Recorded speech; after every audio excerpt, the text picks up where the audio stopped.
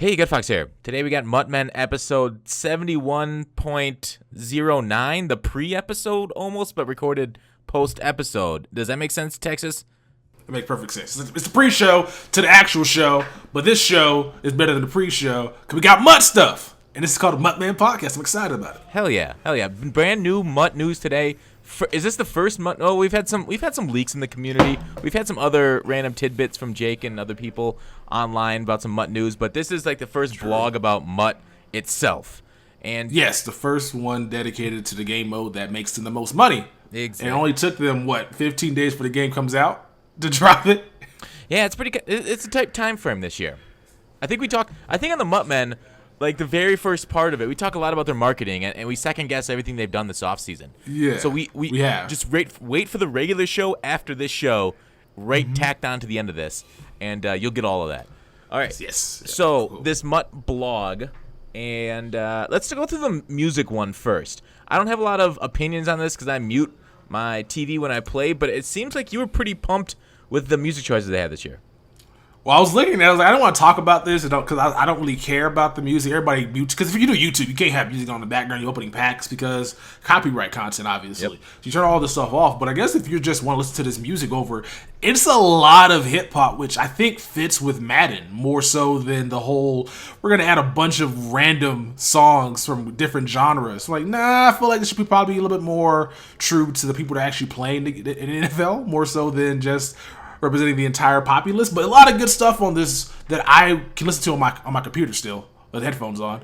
But it's cool that this actually, again, they got Kendrick Lamar's DNA, which is a huge song, huge album, best artist in the game right now. They got Kill Jill from Boomerverse with Killer Mike, Big Boy, and Jeezy. OMG, Vic Mensa, that shit just came out. Autobiography came out Friday, and it's in the game. So there's a lot of good stuff on here, and if they keep adding it, if they update the playlist throughout the year constantly, that'd be kind of cool. But I think they'll probably just keep these 25 songs on here, and I guess that'll be pretty much all we'll see. Yeah, so I agree. The thing is, like, I don't think it's, the Madden players aren't just people that like hip hop. They like rock, they like other things. I'm sure there's some people that like country and all these other types of I don't know genres of music. But I see what you're saying. Kind of make it one genre and focus on your core audience that way. Yeah. And then everybody else can mute it and get their own Spotify playlist. Yeah, it's also, like, I've been to your streams before. I know you're not a big fan of hip-hop, but they always want to request hip-hop in your streams, man. So I just feel like the demographic is, like, hip-hop heavy. Yeah, I'll start out the stream with a couple songs that I like, then put it on Nightbot. Yeah. Just it's hip. Unless it's ear rape, which pops up from time to time, and we all get whatever trolled or whatever. And but yes, it's like 90% requested is hip hop. Yeah, so I think that's pretty much they should probably just do that. And I do miss the days of unknown artists being like in Madden. Like back in the day, Fat Al had that song that was like, "It's the Fat Al." That song right there was dope. I remember that one. What year was you remember that? Like Madden 04, Madden 05? It's the Fat L. No. I don't know the lyrics anymore. I was old. But like, I'm cool with these big artists being here. And again, a lot of these are from new tracks. I wish they had better song choices. Like again, OMG just came out, but that's not Vic Mensa's best song off his album. They just chose it because I guess it's probably the best one for Madden. I mean, I see what you're saying, and you said earlier I'm not a fan of hip hop. I do like hip hop. Don't get me wrong. But like you're saying, I mean, these are top tier artists like Vince Staples, but it's not their top tier songs. But I mean, it's like it's Madden. They kind of they don't want to play for the Taylor Swift Bad Blood or something like the top songs. They want to kind of go deeper in the albums, make us discover it. But like I agree. I mean, Madden's oftentimes and sports games oftentimes introduced us to quite like kind of more unknown guys, and then we've seen them blow up based on the popularity of Madden. Because I mean, there's millions of people listening to these records. Like Imagine Dragons, I think, is one of them. Was it? Yeah, it's on here. Yeah. Was that one of them that was blown up by Madden, or was that MLB that blew up Imagine Dragons? Which one's that Breaking Thin? That's that commercial with LeBron was in it. Maybe. I walk my style and then I'm strutting my strut. That song there? Yeah, The Chemicals, that song? Yeah, that one. That I don't know who broke that in for. I just know I saw it on commercial, and then I saw the Grammy performance with Kendrick and then mashed up. It's great. Really? Okay. I haven't seen that part. But yeah, it was one of the sports games. Definitely broke them into the whole thing. But anyways, moving on from music, So guys, check that out. See if you like it. If you like hip hop, you'll be very pleased this year. All right, the Madden Ultimate Team revisioned blog. I did a video on it today. I got it out as quick as I could. 10 hours. Yeah, you gotta beat those views. Chris Smoove beat you first, but yeah, he's Chris Smoove. Player overall. Let's just move down the blog. Give our thoughts on it. What do you think about the player overall formula changing and reading through this part? This one I gotta wait to see because I was still confused by when they explained Julio Jones in Madden 17 compared to Madden 18, and they're like the one in Madden 18 to be a 1 overall less than the one in this year's game. It's still +1s. I don't care about it being different. I just don't want these cards in Madden next year that are between we'll get to when we get to Mike Evans. 89 Mike Evans and 91. I don't want it to be +1s and +2s. And so I just it didn't really explain it well enough for me to care. Yeah, they didn't show what a 92 versus 94 in Madden 18 is going to look like. Yeah, which is what we really care about. Because if they're gonna keep doing these insignificant upgrades, then again, we'll get to it when we get to the other cards down there. I just don't see the point in saying you change the system without basically showing us the difference between two different cards that are in ratings by 2 or 3 points, or that are similar cards, obviously, but are different ratings. But yeah, we just gotta wait to see how that works because they did change it. I mean, hopefully for the better. But again, it's not something that I care about right now. I mean, they did. Jake came on the podcast and told us they listened to you in your +1 bay, Texas. Yeah, so it is true, but they're probably still gonna do some +1s, or I don't know. Hopefully they don't, but maybe we'll see more dynamic cards this year, which wouldn't be as bad then if you already have the card. It goes up +1s or +2s. Yeah, so then they showed off the Le'Veon Bell at 99 overall. His 99s will actually be 99s, is what they're saying. So I think what they did is kind of de-emphasized awareness in a lot of these formulas. Is it though? Come look at this list right now. There's only 199 on Le'Veon Bell, and it's his overall. Very good point. They also don't list awareness on this, but yeah, I get what you're saying. Yeah, because I'm looking at strength is 80, which obviously not gonna be high. Speed's 97, acceleration is 96, agility is 97. These are all top tier, obviously, except for acceleration being 96. It's one away from top tier, but. Yeah, I don't see 89s on this guy's card, but awareness is probably going to be a huge factor in it. Which, does it matter on halfbacks? Have they confirmed awareness on halfbacks for blocking this year or no? Yeah, they say, the offensive line awareness plays into it. And yeah, they do I know it plays for yeah. Okay. Yeah. Okay. So, but yeah. And then they say for overall for your entire team, the wide receiver 3, CB3, DT2, and FB will be included in the formula. So maybe it'll be really hard to get 99 overall this year. What I said in my breakdown, I think the biggest change to this overall formula, it looks like it's going to be tougher to be raising overall levels because they're higher stats. So I think we're going to see less of a difference when you chem people up. Texas, you're the chem master. What will you think when you put your max out your chems and it doesn't really go up in overall at all? I don't really care for the overall. It's more about the boost that we get on it. The overall is cool, especially when you build a team that's the players all 92, and then you get to 97 overall off of just doing this. It's fun doing it that way, but I'm not really here for overalls. You know that, man. It was just fun seeing it last year. Overalls don't matter, man. It's all about the ratings. I know. I kind of remember you being the overalls don't matter guy, but then you kind of wavered on it in 17 a little, Texas. Yeah. I still used a budget team somewhat in that game. It just so happened they're all vertical chemistry offense. It's all vertical power run defense 3-4 or 4-3 and zone. Yeah. So yeah. Overalls again in 18 won't matter, but I think because they're balancing based on salary cap. That they'll matter more and they'll play more respectively towards how they do on the field. Their overalls will matter and stick more towards how they play on the field this year because I think salary cap's a better formula for overall. But it sucks for us people trying to recommend budget cards because they'll play a lot like they overall rate, so the budget will be tough to find. Differently. That's good at playing more like the salary cap though. Yeah. That's good. Yeah. Because you see a lot of cards in Madden this year that were high salary cap that are worse than cards that were lower salary cap. So if they get that formula down correctly, you're not going to see many budget beasts. Agreed. All right, packs. Moving on. Another big feedback topic was packs. It was extremely important for us to find ways to add more value to every pack that gets pulled. Great. That's a great thing. We requested that quite a bit. That's hype. That's a quote directly from me. Yeah, that's straight lifted from Texas. You should sue them for that. I'm going to contact their blog guy and give them a piece of my mind. Sorry, I'm eating ice.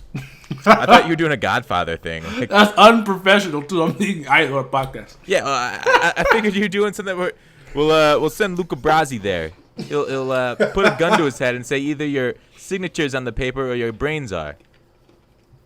Well, that's better than what I said earlier. I like that. I'm gonna steal that. Do it. It's Godfather, so you're not stealing it from me. Gotcha. Yeah. Anyway, so just make sure you're eating ice at the time. You'll pull it off perfectly. get my accent on, my cheesy Italian accent. There it is. That one kind of Spanish on me though. I don't know what Italians sound like. I grew up with them at all. I never watched Rocky, so I don't know what Italians sound like. Literally, you just put ice in your mouth, and you're Italian, Texas. That's what it is. Yeah. I was ice in my mouth. Sound Italian. Yeah, you're a spitting image.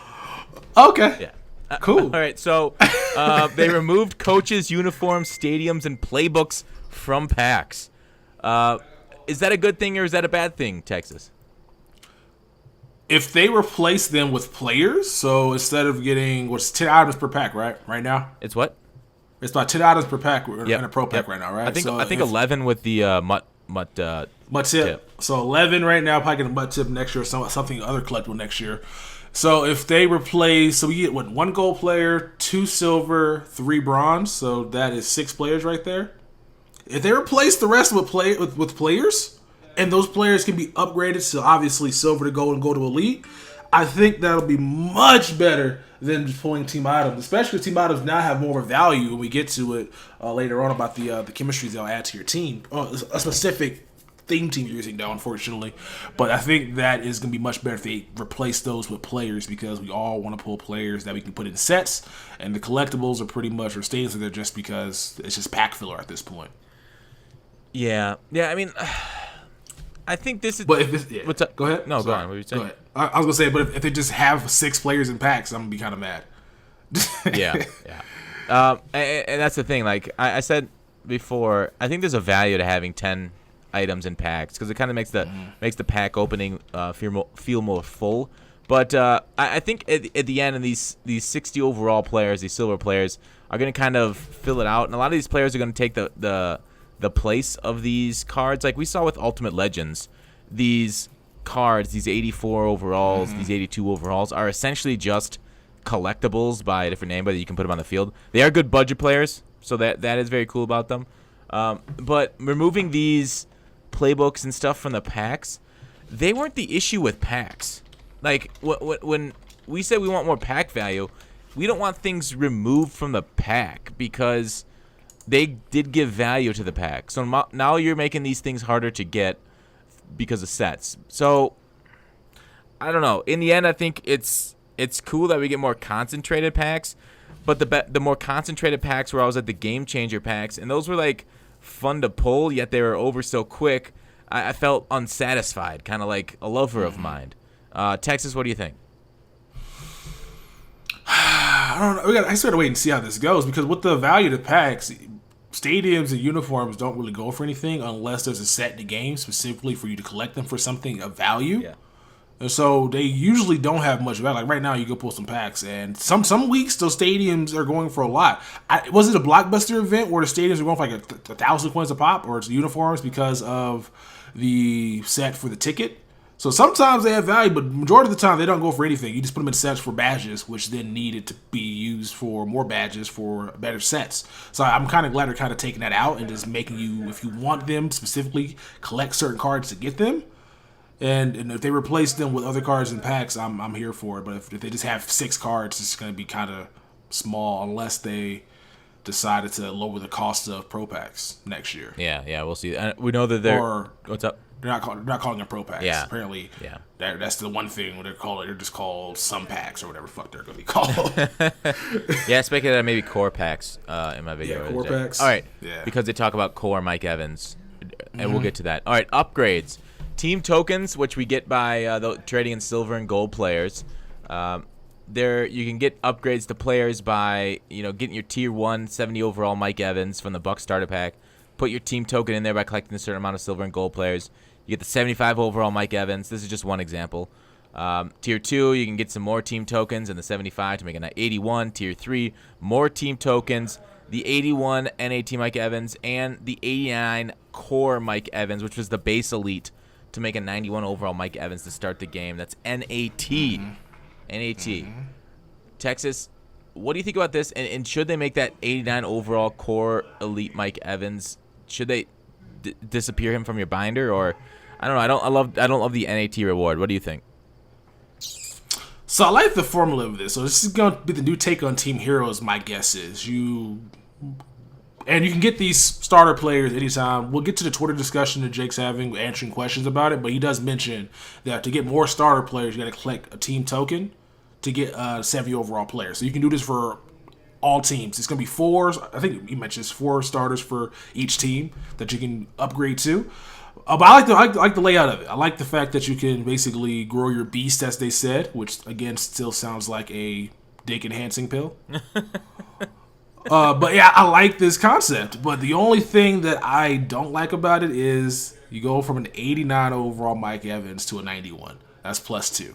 If there's not a significant increase or a significant difference between how both those cards play, why are you going to collect a card that's probably going to be going for 200,000 coins to get a card that you can't even sell? Nailed it. Yeah, I got nothing to add on to that. I think you hit that perfectly on the head. Nice work.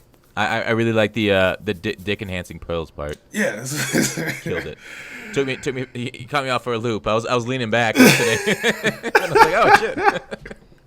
All right. Make sure. So that's demonstrating the general structure of the player upgrades for the team tokens. Now they go into not only are players upgradable, but you can upgrade coaches, stadiums, both dark and light uniforms. Now, do you think, or if you're fully able to upgrade the Pittsburgh Steelers coach stadium in both uniforms, every Steeler on your team will receive the following chemistry? Now, is this just a full Steelers chemistry, or will players have their own Steelers chemistry? Because the way it's written, it feels like that's the full Steelers chemistry right there. No, I think this is just the stadium chemistry. That's the way I read it. I feel like it's the stadium, uniform, and then coach. All those 3. If you get all, well, 4 technically. If you get all 4 of those in your, what do they call it in Madden? Your items? Equipment? Yeah, equipment. Your equipment tab, and you equip all those, obviously. You'll get the +1 to stiff arm, spin move, BCV, juke move, looseness, carry, all the stuff that is, and that's just for those specific players. It doesn't count players in your roster because they have different chems. Well, it probably doesn't stack on it. This is all probably just stadium and equipment chemistries. So you don't think this is the team chemistry? No, it can't be, because it's so insignificant. The +1s that why would you use chemistry if you had to get if Steelers players doing +1 to all of this? I feel like it's going to be stacked on top of what they already have for the team chems as well as the elite chems or the gold chems that they have on their cards. Okay, all right. I took it as this is the team chem, and so it's pretty. I mean, this is pretty terrible. But obviously, if the players have their own team chem, then yeah, this is very nice to have the just the coach stadium and both uniforms to give you those ones. Yeah, it's cool. I'm hoping they drop just random uniforms. That way we can just add the +1. It could be like half of this, like it's +1 to just like stiff arm, but then take spin move out, then go BCV, take juke move out. So it could be like +1s to just like half this list, but we can put it on anybody because it's kind of crazy. I like how they're rewarding theme teams, and I wanted this. And we talked about the podcast. We talked about the podcast yesterday. I wanted them to do this, but I want to see other uniforms and stadiums that we can use to get chemistries on everybody, as opposed to just specific players from that team. Yeah, kind of like we had in Madden 17 with the one like Frost Stadium. I get what you're saying. That'd be awesome. Oh no, just had to right pick, now. Just had to pick specialist. You got to basically make a conscious decision. Do you want to spend your team tokens on a stadium, a uniform? 2 uniforms to coach to only affect 2 players on your team. So if you have Le'Veon Bell or you have Big Ben or Le'Veon Bell and Antonio Brown, do you want to spend the coin from the auction block binding, which might be a lot according to some things on Twitter, or do you want to just do the sets and waste those tokens on a +1 to stuff to just 2 players? I don't know if that's worth it. Yeah, agreed.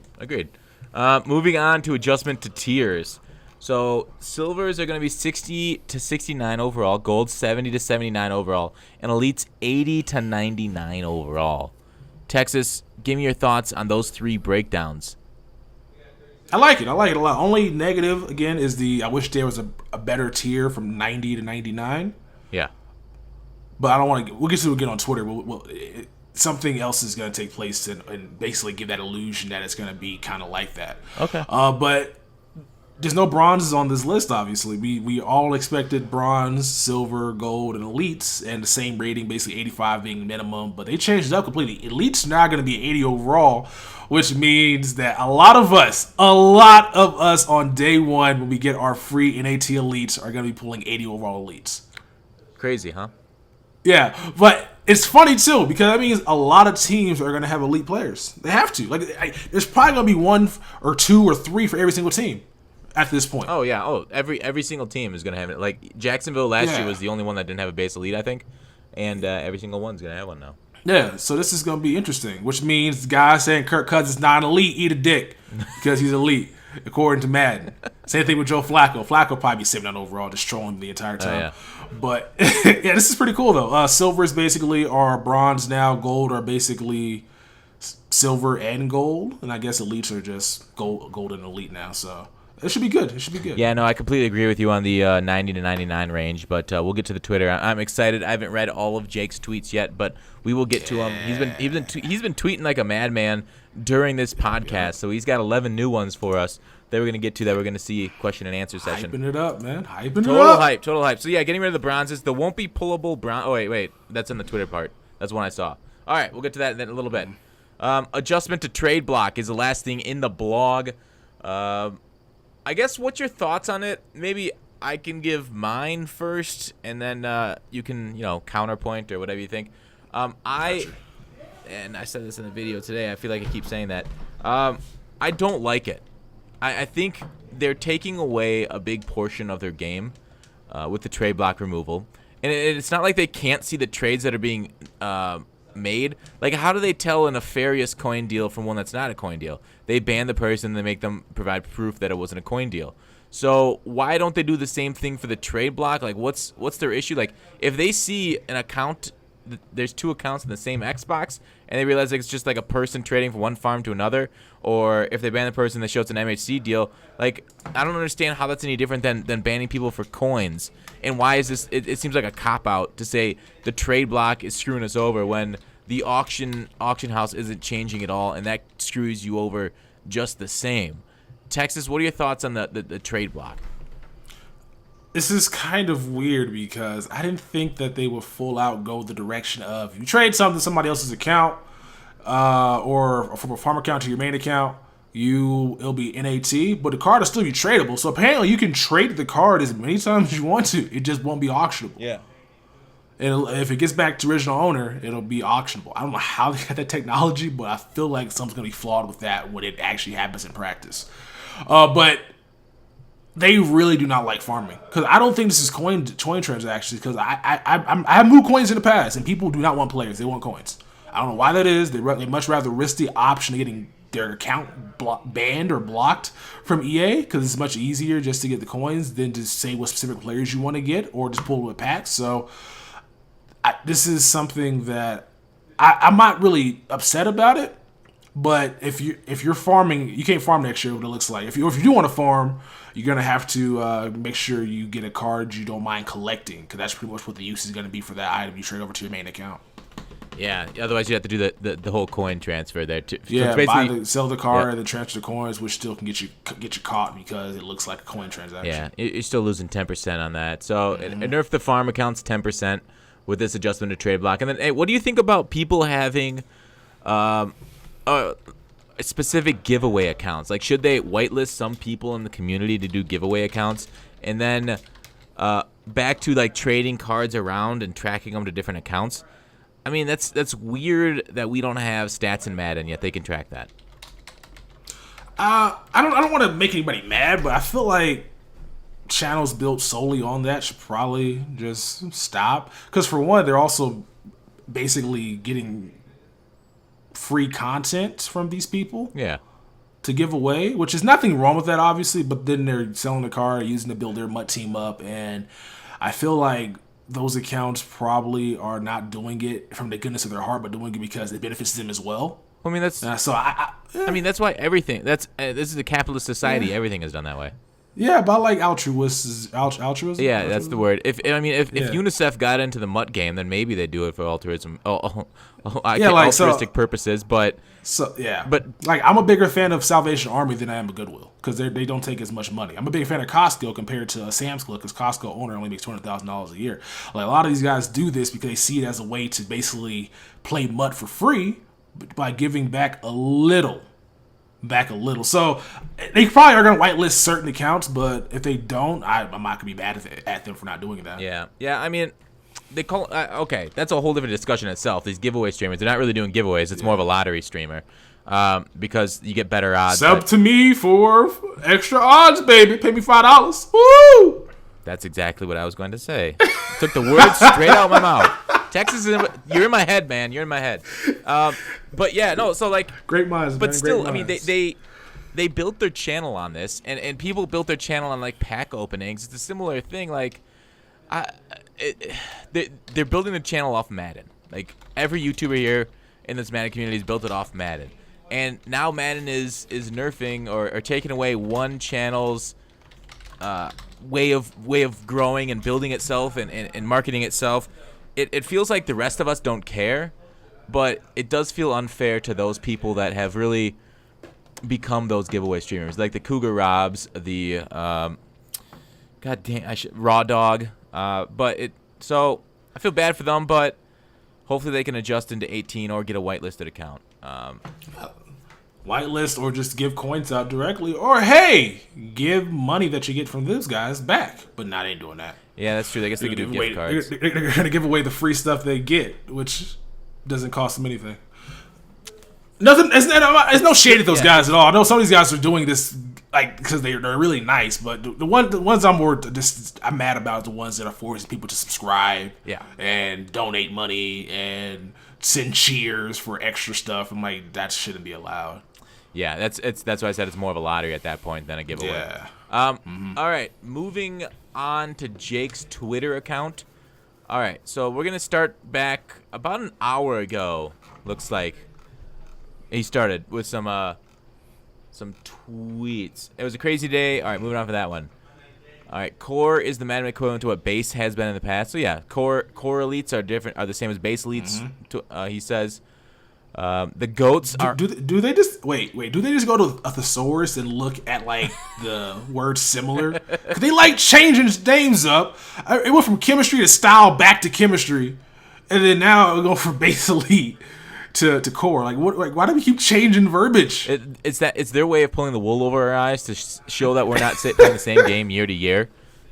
It's the same. It's the Madden. It's the Madden dance, I guess. It's like the what we could call it, the boogie, the Madden boogie. No, we already have a boogie. Oh, Texas two-step. The Madden two-step over here. They go in, they come back, and they go back with it.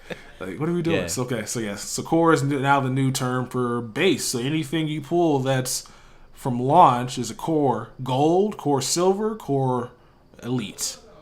Yeah, I don't know if I like the word core.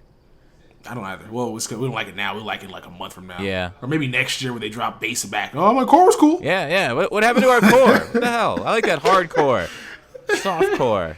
Core is cool. Ooh, what if we get some hardcore elites and some softcore elites? 80 overall is a softcore elites, and then the hardcore elites are gonna be the ones that are 89. I like that. We can do that. We can do like a hardcore versus softcore, and then like somehow tie pornography into it. I think that's hardcore versus softcore, which is better. Yeah, that'll bang on YouTube. Yeah, it would. Don't take that idea, anybody. Yeah, dibs. Talking to you, Lost and Unbound. All right, we're taking shots today. All right, I don't recall offhand the goats are higher than 80 overalls. Might even have a chance to grow from there. So goats might be part of the growing program, the growing your beast. Texas, how do you feel about growing your goat? Does that satisfy your beast? I can grow my goat from just like an infant to one of those freaks that have like two eyes. And have one eye. You seen those weird goats on the internet that have like one eye? One eye? Like ugly goats? Like have you not seen those? Is it just like a regular goat that has an eye plucked out or something? It's like goats that just have birth defects that people just find like really, really cute. I think those sleeping goats are really cute, but not like physical deformities. That I don't know what cute would be doing in that sentence. I mean, when people, it's so ugly that it's cute. Like, I'm sending you a picture right now of a goat. No, you're gonna send me a picture of like LeBron James or something. Yeah, look at this goat. That'd have been great. I'm not falling for that. I actually sent you a picture of Kobe Bryant without a shirt on. Oh. All right, looks like I don't understand why is this cute? That's so. It's like a Cyclops goat. I know, but it's so ugly that it's cute. No, that's not the. You never met a girl that's like really ugly, but like she's so ugly that you're like, she's kind of cute. No. What? No. Okay. How is she so ugly? Like, I mean, like she's so ugly, but then like the way she dresses, the way she acts, it's kind of cute. No. You talk about like the definition of like butterface. Not a butterface. Like she's just not. She's just ugly from head to toe. But like then she tries to hide it, and it's just cute. No. Texas. I feel like you were drinking a little bit at that time. And that's why she. You know what? Maybe she got cute. Yeah, beer goggles. Yeah. Beer goggles, man. Beer goggles. Exactly. All right. So moving on from the one-eyed goat, bronze is exclusively used for the base team. Cannot pull bronzes out of packs. So that's Jake confirming no bronzes technically in packs in Madden 18. Weird, huh? Interesting choice to not do bronze players, even though we got silvers, which are technically bronzes based off of how they're doing things this year, but. I mean, I never had any complaint with the bronze players. I guess I don't know. I feel like bronze would have been nice to have, especially since they're going to be scaling back the overalls this year. It'd been nice to see like some 55 overall cars that are just trash. Yeah. But I guess they're like, there was no bronze at all. Which, were people complaining about bronzes being in packs? I didn't like how bronzes were in packs that weren't, like it couldn't be upgraded to silver. Or could be upgraded to elites. But now they changed this, so I'm cool with bronze being in packs now that they can actually be upgraded to anything else in the pack. Yeah. I didn't hear any feedback about bronze players being terrible in packs. No, I agree. Yeah. It's like whatever. I guess it's changed for change's sake, and it's not that big of a deal to me. All right. So every team will have at least 4 players chosen to be upgradable. That was in the blog. Let's skip that. Every team, that's for the upgrade set that we talked about. With Team of the Week, card borders changing back to green. Will Legends change back to blue? Yep, Legend borders are blue. Confirmed. Jake. Mm-hmm. Pack opening animations are different than last year, but all right, he goes into it in a little bit. So pack opening different. That's from you, Texas. That was your. He answered your. You don't have him. He doesn't have you blocked, huh? No, he's a good friend. We follow each other. He just doesn't respond to my DMs. That's one thing he doesn't do. Oh, okay. I send him DMs. He sees them. He just don't respond to me because I don't got that clout yet. Oh, gotcha. So you're like drinking wine at night, sending him desperate DMs frequently. Like, talk to me. Try to, yeah. Well, I'm trying to slide him DMs, and he just is rejecting me. I feel like he's that girl that I'm trying to chase that's just not interested. Ugh. I gotta stop at some point. Bashly. Oh wait, no, that joke's later. Damn it. Well, they just heard foreshadowing. They just heard the first half of that joke from the podcast still to come. I ruined it. It's all right. Foreshadowing. Yeah. Okay, that's true. Blog is coming for Weekend League, so that'll be an interesting content. We'll have to talk about that next week. And they're talking about guts, so probably me. The goal is much less about collectibles, especially from packs. Sometimes it's hard to avoid proof of completion stuff, though. So I know this MUT community. I feel like some things the MUT community complains about, and it's a lot of things. We just complain to complain about. Like, I know people complain about collectibles, but I only complain about collectibles that are kind of like worthless, like the 1 to 2K elite collectibles. But like, I never thought Madden was too collectible heavy. It seems like I think people are just pissed off in general, and collectibles were a good target to target. Because, like, what else can we complain about? Players? No, I guess people like players. Fuck it, collectibles. Let's do it. What are your opinion on collectibles, Texas? It's gotten better, but it has been too collectible heavy in the past. Remember was it Madden 15? Madden 25? I'm not sure what it was. Where they had the rookie players that you had to collect for each team. They had 32 rookie players. No, one rookie player. He had a item for 32 teams, and then there was a collectible you had to get for 32 teams as well. So I think the math was like there's like 900 collectibles in the game. And so they have came back from it, and it kind of got simplified, especially with the players. And then only collectibles we really have right now in the game, outside of legendary collectibles and flashback collectibles, are what, badges? Yeah, badges, season stars, that kind of stuff. But and I don't think people really hate collectibles like that. I think they hate pulling them and getting excited. I think that's why we're complaining about it, because nothing's more frustrating than you're pulling a pack. Like you said in your video, you see that Elite Flash, it's just a fuck ass collectible. Yeah, agreed. Completely agreed. I do think collectibles are a good way of. It's a good tool, even though the community hates it. It's a good tool for the developers to control the economy and price things how they want, because they can increase and decrease collectible drop rates. Well, I mean, they could do that with anything, but they get based on how much they want of this set to be completed and how much they want the price to be. So I don't hate it, but whatever. We're getting less of them. I don't care that much. They'll just get replaced by players, so it's a wash to me. So Nate asks, will we have walkouts? Well, he says, it's Twitter talk. Will we have walkouts like FIFA? No, but those are something we do envy. Texas, me and you talked about this right before the podcast started. I mentioned walkouts, and you got, I guess triggered would be a good word. Why is that? I don't want to be Madden. I feel like if we're gonna get anything from a different game in Madden, it needs to be like how 2K's packs are, where you scroll through the 5 cards, and if it's a gold, it goes gold. If it's a silver, it goes silver. If it's a bronze, it goes bronze. If it's elite, it goes elite. I think that's a better direction than having walkouts. Because the walkout animation is cool, but FIFA kind of takes their time and they get the guys and they do all this. They have them come down there and do shit for them. Madden ain't trying to do that. Yeah, but it's only for the top tier cards though. It's not happening in every single pack. Madden's different because FIFA's top tier cards are top tier cards all year round. Madden has there's a Mikey Apati legend right now. Yeah, true. They have a lineman come out eating snacks, blocking something. What are they gonna do? It just doesn't work for. Which podcast did we talk about this on a few weeks ago, or maybe a month ago now? I said instead of walkouts, they should do a highlight from that player's career. So if you pull Sean Taylor, the entire screen's gonna change to the time where he smoked that punter during the Pro Bowl. Oh shit, that's a Sean Taylor highlight.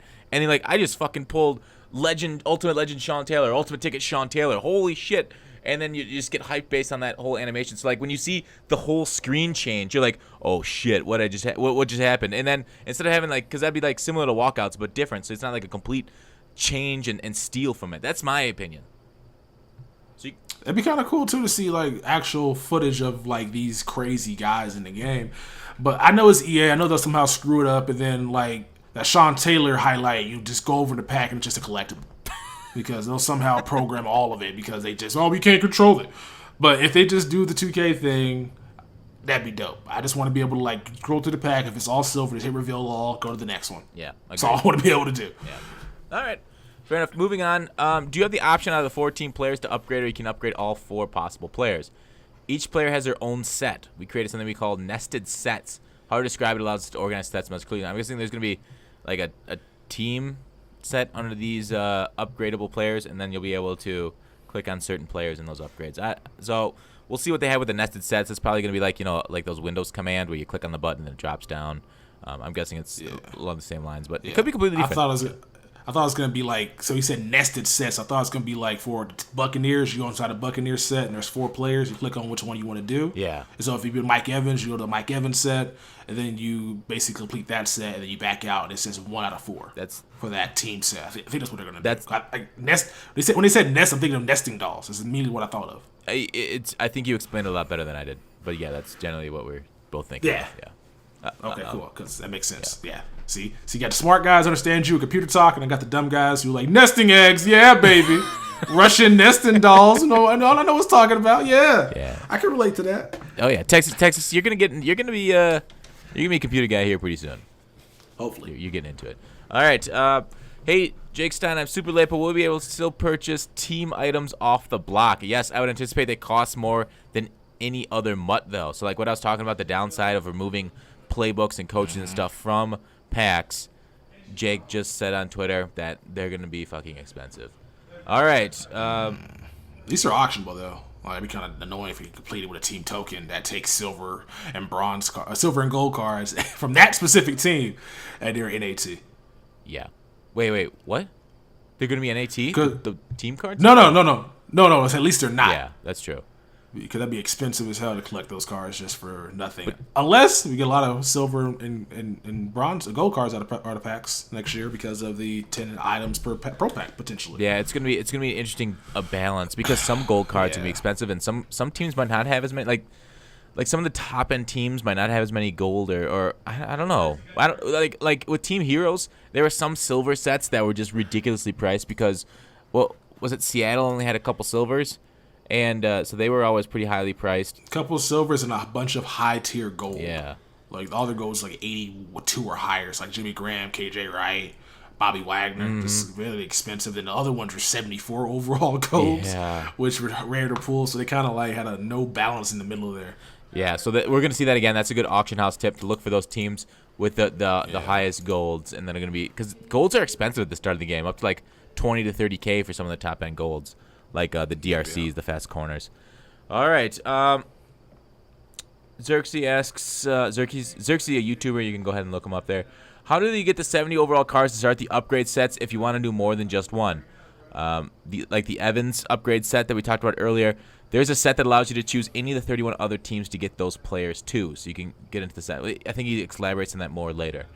All these changes are cute, but none of them are just the reason myself and many others are quitting. That's kind of vague, and that's a gameplay frustration, Jake said. We added tons of value to packs, and new players will feel much more satisfied, I'm guessing that's being. Unless they play head-to-head, they'll get their ass beat because ELO. Well, here's the thing. Yeah, those first 5 games, which I told Jake are just hell for new players, he didn't seem to really mind about that, so that's unfortunate. Yeah. And new players will feel good at launch, but they're not going to feel good in December, but we're not looking that far ahead. Yeah, and, I mean, I think Madden is the best in that first month when there's not too many like ebooks. Or the first tournament hasn't shown us the new Nickel Blitz. Yeah. All right. So will we have something similar to Gauntlet or Journey at launch to grind for some packs? Jake Stein said, of course. There is so much more solo content planned. I think solo grinders are going to be quite pleased. I think solo grinders, even though 17 was the nicest year to them throughout the whole year, there were solos in 17 that made me do solos, like for the promotions and the daily stuff, and then obviously the ultimate tickets near the end. So they're very well aware of the solo grinders and are doing more to appease them this year. So any thoughts by you? We're probably gonna see a lot more VIP solos. I don't know if they're going to be like already in the game to where if you do 500 or 250 more pop up, or if you have certain MUT levels, you'll see more solos that you can do. But yeah, it's going to be fun this year to play solos if you're not trying to spend money on the game. Just put on some Netflix, watch some TV, and grind the game. That's going to be the move. No, Texas, the move is to not do any of that. Turn on Twitch or YouTube and watch Texas. Or Gutfox stream. Yes. Watch stream solos while I play solos, or stream solos, or watch solos while play solos while watching Gutfox play Weekend League. Boom, there it is. Yes, that's the move. That's the move. Texas, you're streaming a lot this year, though, aren't you? Gonna stream. I'm gonna try to stream a lot, but also get more content up because I kind of slacked off towards the after the Super Bowl. Yeah, I mean, so did viewers. Yeah, viewers did too. All right, so next one. How would the team items be obtained if they aren't in packs? Team token. Yeah, we Wow, don't know how to read? Liam needs to read the blogs. Hey, Jake. Damn, Liam. Yeah, are the Elite playbooks still going to be in this year, and can we get them early rather than later? I asked the guys about this recently. They should be available much earlier than last year, so we might not get them at launch. Oh, wow. Was much earlier than last year because we got them. We got them late. It was like Thanksgiving. Yeah. When did we get Elite Playbook? November. So much earlier. So that's before November. It was. Or was it December? It felt really late because I remember checking them out at the beginning of the year and then realizing they weren't in MUT. And I was like, oh, well, this kind of blows. But they weren't that good this year except for the run balance playbook. Although pass balance was pretty good. I use running gun all the time, and I love that playbook. Everything I love is in it. Okay, well. Yeah, I don't know. Moving on, while we look that, I think Texas is looking that up. Yeah, I'm Googling right now. Blog said the first upgrade set requires a starter pack player, so that means I can only do the upgrade sets for the starter pack I choose, Random Org says. My example did the other 2 upgraded players just require team token to get started. So team tokens also get that. You can get players from that. So that's kind of cool that it's not just limited. That's what I was worried about when I read the blog earlier.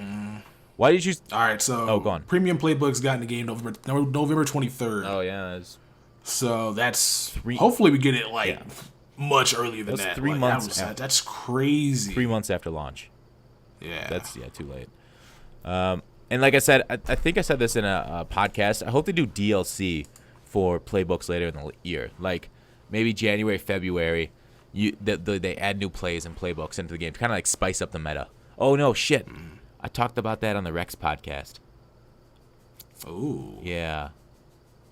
Ooh. That was a good one. Where's that video at? It is currently brewing in my mind. I'll record it tonight. Okay. We'll have it up Friday. Gotcha. So that way we have podcast Thursday, that video Friday. And then more news. Yeah. What do you choose such a wide range of overall ratings for elites, 80 to 99, and didn't do a higher tier, maybe 90 to 99? Jake said, we chased getting a new tier, just couldn't make it happen. Hopefully the program colored borders will help that perception a little.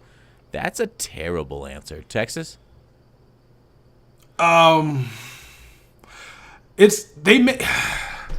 do make it seem difficult. They probably did take out bronze and just then they extended the ratings, but they are kind of, when they do stuff like this, they just can't change. Like, remember I asked a while ago about, can you take the Elite Flash off the collectibles because it's stupid? No, we can't do that because Elite, obviously. So I guess once it's coded, you just can't go back, especially at this stage. It would be nice to see it, but with the borders, 91s or 92s might have a different background than just red.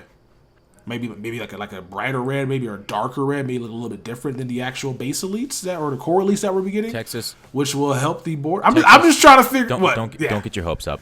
Don't get people's hopes up. All of it's gonna be. You think that? You know what? You're probably right. Yeah. You're probably right. No, we might get a different color flash for Team of the Week, but don't get your hopes up about elites over 90. I was thinking maybe they could do like black. I don't know. Make them like there's a black background. That'd be cool. Yeah, I think that'd be awesome. Something different. Yeah, I think like a sleek black, kind of like a what's the highest Visa card? Like Visa Black, right? That would be kind of cool. That'd be really cool. That'd be dope because teal's already taken, so diamond's kind of around the same color. Yeah. But they could easily just change the color of these backgrounds for those specific cards. Just call them like so. What are the highest tier elites in Madden? Like they're just called base elites still, right? But they could just have another name for them. Like, again, hardcore elites. Just call them that. Yeah. Yeah, and then just make them, like, anal brown or some shit. Yeah, there's a lot of things. There's a ton of things that we've given them options to do, but they just it's not going to happen in MUT 18. Burnt sienna. They can do a lot of bullshit with this and have some fun with it.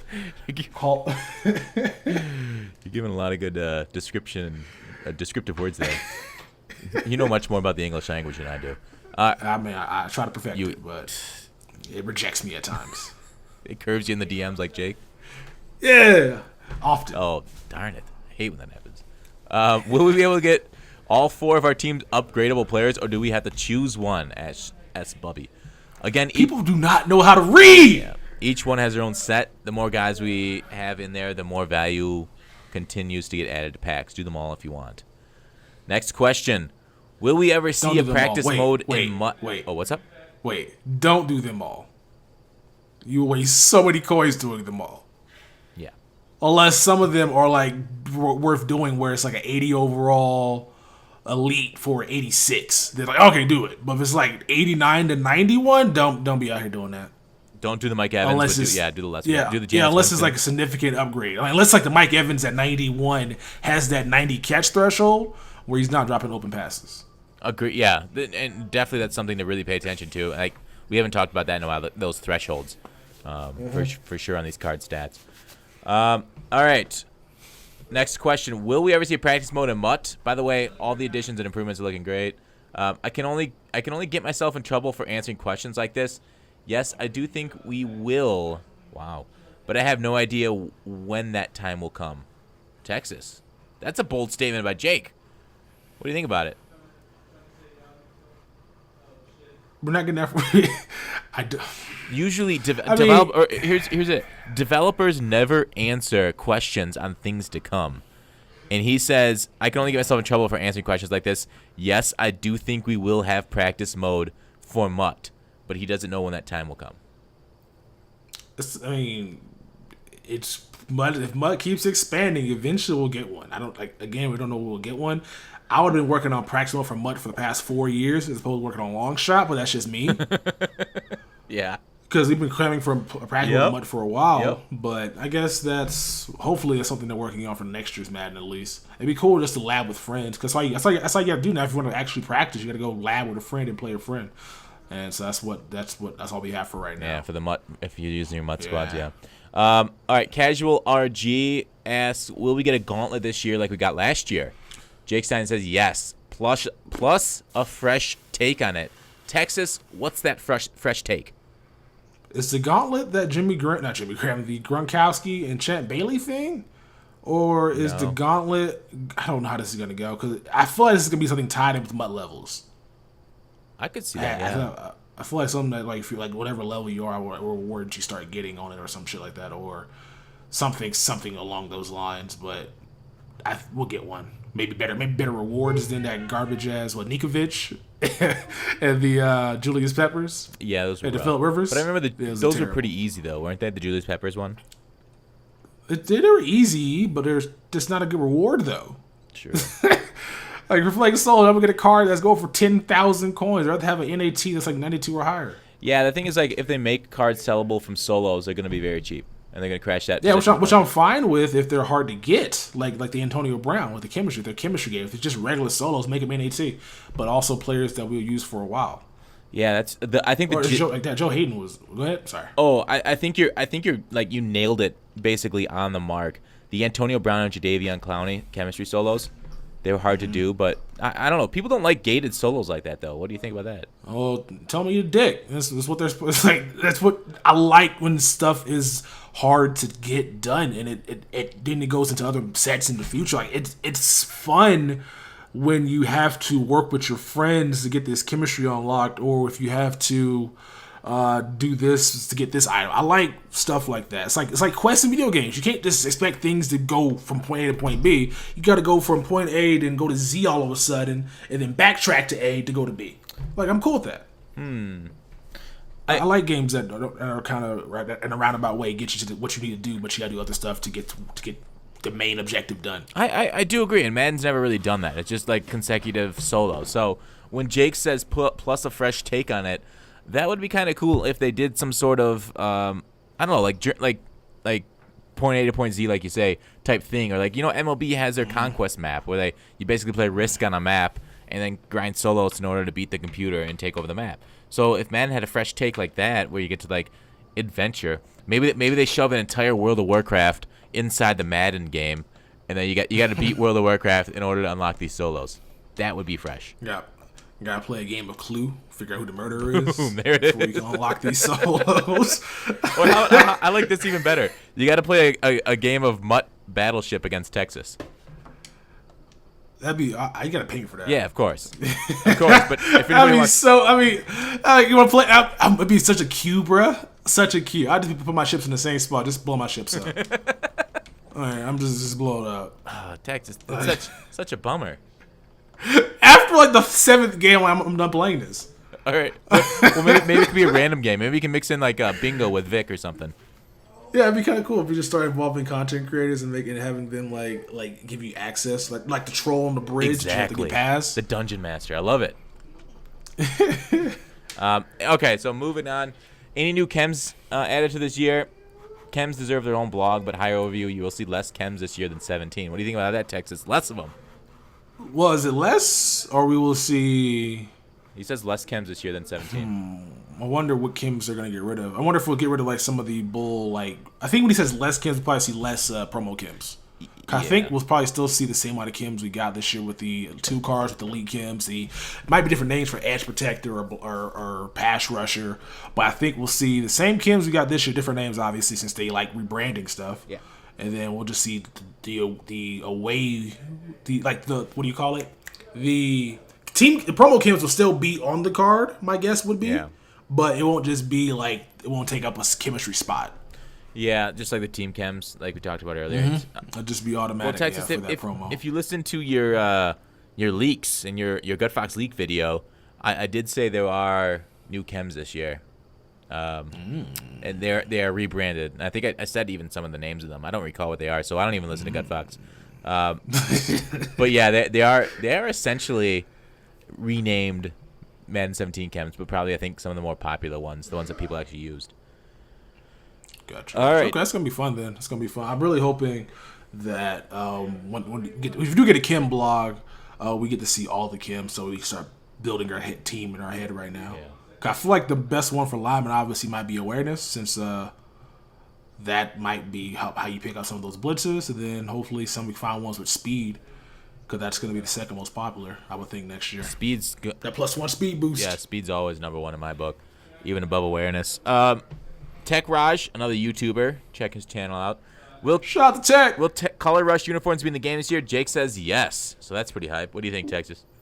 Woo! I wonder how they're. Well, I wonder if they'll. Well, I mean, Color Rush. There's only home and away. I hate how there's home and away. So there's certain teams you can't get for home, certain teams you can't get for away. Yeah. I wonder how that's gonna work with the chemistries on uniforms. I guess you just wear what you want to wear, but because you can.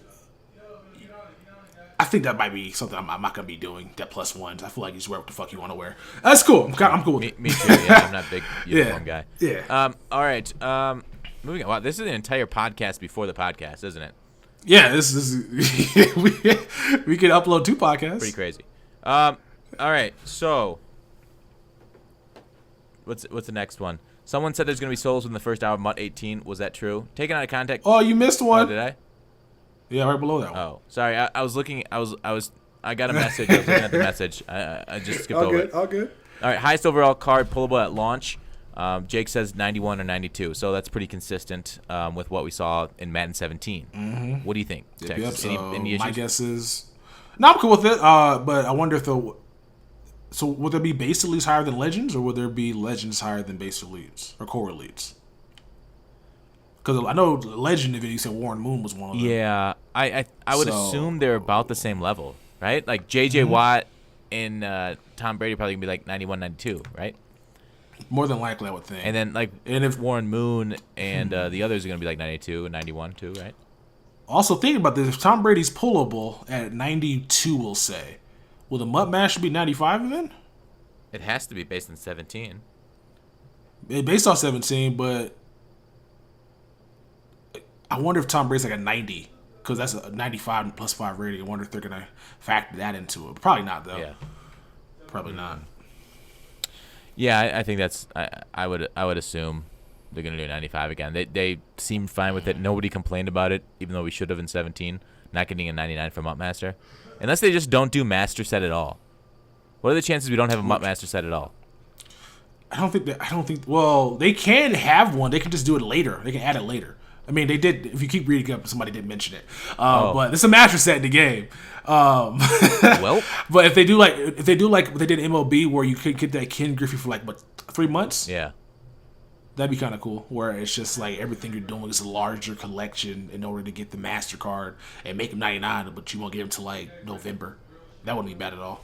Okay. Yeah, it's not a bad suggestion. I mean, it allows people to kind of like relax and enjoy the content right as the game comes out instead of having to rush through it. Instead of just grinding, grind, fucking trying to be the first one to finish it, which is not their purpose. Over here, spending a ton of money when you can just like slow roll it, which I would appreciate, because I can just chill. Yeah. And I can stream all head-to-head games, because when you're freaking trying to grind, you just want to put your head down, put music on, and just go. Not much time to chill and talk to people. I get you. Well, the thing is, like, the MLB, they reward people for being the first one to done, because they put people's names on it, the first one to discover that card. So so I think MLB rewards those grinders in that sense for the first one done better than Madden does. So that'd be kind of cool if they put a person's username on the first one to complete it. Yeah. All right. Awesome. So next one, are there going to be solos within the first hour of MUT 18? Taken out of context from what I tweeted, first hour means each person's individual first hour of playing MUT. That's kind of cool. That's pretty easy. We were worried about Tuesday versus Friday on our podcast. So, not a big deal. Not at all. When you launch it up. Any thoughts? Or move on? No, I can move on. It's whatever. It's just solo. I guess whenever you get on MUT, they're going to have solos that you have to play to unlock other solos. So this might be that solos right here. I saw it was this year. You got to get on and play those solos to unlock the rest of them. Yeah. I don't know if you remember that or not. Like even on a farm account right now too. If you go on a farm account, they have like the solos you have to play 8 solos. The opening solos. Yep. Yeah, and if you don't play them, you don't get no milestone, so you get nothing. Yeah. So I wonder if that's gonna be what they're talking Probably with the MUT levels and being locked out of it and stuff and locked into it. Yeah. JP Kellum says, "Oh, okay. This is how you get your keys with." Oh, that's just a joke one. Does it mean MUT Gauntlet or the regular Skill Trainers Gauntlet? MUT's Gauntlet. Yeah. This dude Xerxes out here asking a bunch of questions, man. Yeah, he's got a lot of time to fill in his videos. There's no. Yeah, none of them are good though. But I mean, it's cool. How would you taking shots? I'm just saying nobody's watching Madden 17, so he needs content for Madden 18. Can you talk more about how Madden 18's MUT Master will be like? It will be an objective list, not a set. It won't be Brady. Say what? Yeah, we just confirmed who MUT Master is. It's not gonna be Brady. It's gonna be Julio. Why? Why did you confirm that? What? Why is that confirmed? It's confirmed. By who? By me. Oh. Breaking news: Julio Jones is MUT Master. I have no sources. This is a guess. Julio Jones is MUT Master. Why? You can bet. Why? I bet $1. More than you think. You think Julio Jones over Antonio Brown? Isn't Antonio Brown their favorite player? Because he goes to the studio and stuff. Possibly, it makes sense. But what if it's James White? James White. No, okay, fine. All right, yeah, all right. Julio, I think it has to be Julio. Confirmed from Texas. We'll just say. Yes. All right. All right. Next one, I'm gonna move on with the try your hardest. All right. Let's see. Nick Zor says, "Do you have to play head-to-head to get MUT Master this year?" Yes. So last year, he's taking a jab at Madden 17. You only had to play Draft Champions and Salary Cap, and it was the most efficient way to get MUT Master. So you didn't even have to put it together MUT Master, a MUT team last year. Do you ever head-to-head does count for Draft Champions and also Salary Cap? So yeah. Just saying, they can still be. It might be one of those questions. You may be like, yes, but it still may be the same way this year. That's very true. Hopefully, they learn their lesson. It might just be better rewards. Like it might be. Hopefully, the rewards are kind of similar to what it was this year. They should at least be balanced. Yeah. Do you ever vacation next week? Jake Stein's going on vacation a week before Madden launches. How crazy! That makes sense. I mean, the game's basically done. Yeah. All they have to do is like a day 0 patch, but wow, Jake, good. I don't know where Jake's going, but have fun there. Yeah. Will there be a live stream before the 10-hour gameplay is released? Not sure. I'm not involved with putting stuff together like that. I'm totally down to attend if there is one, though. So we're going to get MUT Guru and the family together. Rex, maybe. What do you think about a live stream? You going to crash the studio, Tex? For MUT? Yeah, you going to crash it? You going to get down there, go down to Florida, Orlando, hang out with them for 10 hours? If you go, I go. All right. So we won't see Texas in Florida. Nah, not right now. But it'd be kind of fun to see what MUT is all about. Just mostly, I kind of want to I don't want the pack animation spoiled for me but then again, I kind of want to see what it is. But if I got invited, I go. But they don't fuck with your boy. Yeah. So wait, you don't want to see pack animations before you open your first pack? I don't, but I'm going to because obviously you're gonna see people get the game early and pull packs, and I'm gonna be. But I kind of wanted to be a surprise. Kind of wanted to be like a movie that doesn't have trailers out right now. It just comes out. I see what you're saying. Like Baby Driver was one of the movies I seen. I saw no trailers for it, so I saw none. It was great. I heard it was good. Yeah, you should check it out. It's made by the same guy that made Shaun of the Dead and also made At World's End and also made Hot Fuzz. Oh. Okay, yeah, that's pretty good. Yeah, that's pretty good. The Coronado trilogy, is that what they call them? Like, really good direction. All right, yeah, I'll take a look at it. Next up, are there any more MUT blogs this week, or is this the only one? Jake said this is the last MUT blog for the week. So, all right. He'll be on vacation when the other ones come out, interestingly enough. Can you answer my question about it, please? Like, will this be weeks of different objectives, or can we finish first week if we grind? That is a Twitter sentence. Jake responds to it with, it's one long objective list and will take some time. I would not expect anyone to get him for a few weeks. This is the guy they're talking about. Yeah, MUT Master. Right? So it would be a few weeks before getting MUT Master. So it doesn't look like, so it is one long objective list, but it isn't like one that's gated like MLB. Huh. They say that all the time. Somebody gets them done in a day. So yeah, I think hopefully they. Well, who was the first one that got him last year? It was like Walker Mutt. Something like that, was it Deli or Walker Mutt or one of them? One of those two. Yeah. It took him It took him 9 days. And here's the thing, like I went back and checked on it. It was like he got the game on the 18th for MUT rewards. He had it finished by the 27th. So probably 8.5 days is when he got it done. And then somebody took a screenshot of how many days he spent on the game. It was 6 days and 10 hours. So 6 days and 10 hours out of 8.5 days. That's some either two people or that's some grinding. Yeah. Pretty crazy. And there's nothing, you get nothing for getting done first at all. Absolutely nothing, but just 1 million coins or whatever hell Gronk goes for. Yeah, I think he sold him for 1.1. He said, which was which was a lot at the time. A ton. The game that just came out. Yeah, a week to get 1 million coins. Yeah. All right, Chem Solos, not day one, but you'll definitely see some this year. We were just talking about Chem Solos and how much Texas liked them. So, any other thoughts on that, Texas? Hopefully we see. What do we get back in Madden 25? We got the Keekly and Peyton Manning or the Madden 15. Like I want to see a lot more. Yeah. I want to see a lot more of those. But those where it's Chem solos that he can do single chems, double chems, and then he can do like tier 1 for right now. Because I think chemistry would be for tier 1, tier 2. No, probably just be tier 1 at first. My guess is they'll probably see tier 2. And I want to see them like every maybe couple of months add an extra chemistry, so be like up to tier 4 and get 4 solos. That'd be kind of cool. Yeah. And to not give us players that can get upgraded throughout the year, like Clowney or Antonio Brown, give us legendary players that are worthy of being put into solo challenge rewards. Yep. I really don't have much opinion on solos myself, so I'll just go with Texas and what he said because it sounded good. All right. We were talking about Deli and Walker Mutt getting the first Mutt Master. He just tweeted at Jake, and he said he waved, and then Jake said, "Hey, QD, appreciate the attention. But you won't have MUT Master until 3-ish weeks post-launch. You can still be number 1, though. 3-ish weeks? Yeah, he's going to get that done in like 10 days, probably. Unless there's something you can't do until like September. True. That's one way of guaranteeing it.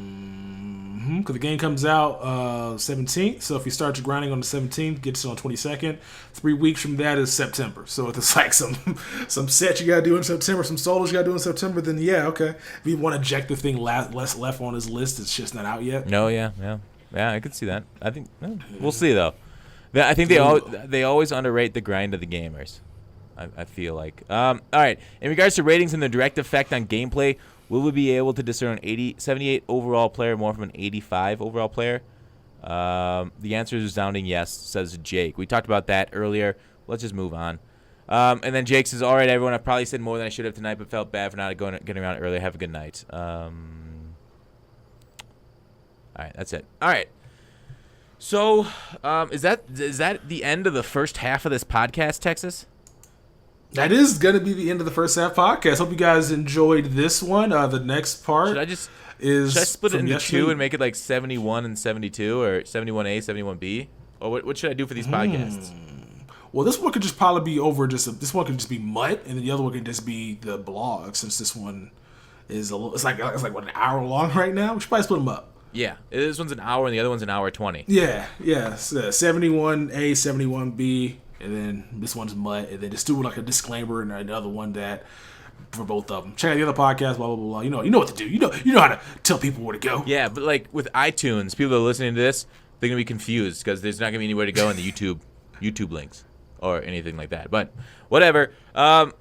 Thanks for watching. Tune in. I guess I'll just make this its own podcast and then make the other one another podcast. So, Texas, thanks for chilling with me tonight. And I guess I'll see the rest of you very shortly. Texas, take care, man. Take care, everybody. MUT's coming out soon. Hype. Hey, Good Fox here. Today we got MUT Men episode number 71 with the Texas boy. How are you, good sir? Doing good, man. How are you doing yourself? I'm doing just fine indeed. Although, a little last week I was a little broken up about. You guys out there in podcast world that are listening to this, it's been 2 weeks since you've heard the MUT Men. And the reason for that is because I messed up last week's interview. It was kind of one of those things, Texas. We'll go through both sides of our story on this. It's I don't know what like a coincidence of bad events. I don't know if that's a good way of phrasing it, but what happened was I had an interview with Rex Dixon, the creative director of Madden, basically the guy in charge of putting out the game. Huge interview, and I totally fucked up the audio. I didn't record any of his side of the audio. Like, I showed on OBS that I was recording, but I messed up my the backside of it where I don't know how to explain it better than that. I just didn't capture the desktop audio, so I didn't capture Rex. And then we also didn't have Texas. Texas, do you want to describe your side of this story? Yeah, so what had happened was, right, I was helping a friend move. We had to go to Canyon City, which is about an hour from where I'm actually living. It's not far. Hour there, hour back, which is, I left around 3:30. We should have been back before the podcast started. But for some reason, it's been raining like crazy out here in Colorado. And because of that, we had to stop because in the back of the truck, there was a couch that we didn't want to get ruined due to the rain. And so we had to wait like an hour for the rain to stop. It was terrible. And because me not being there, the backup recording wasn't there, which means like, you guys, it's kind of my fault too in a sense because we missed a lot of good information with Rex. Because apparently, Gutfox was hyping it up. Rex said it. Rex was too. Rex said Gutfox getting some hard hitting questions, and we don't get to hear that at all because both of us made mistakes.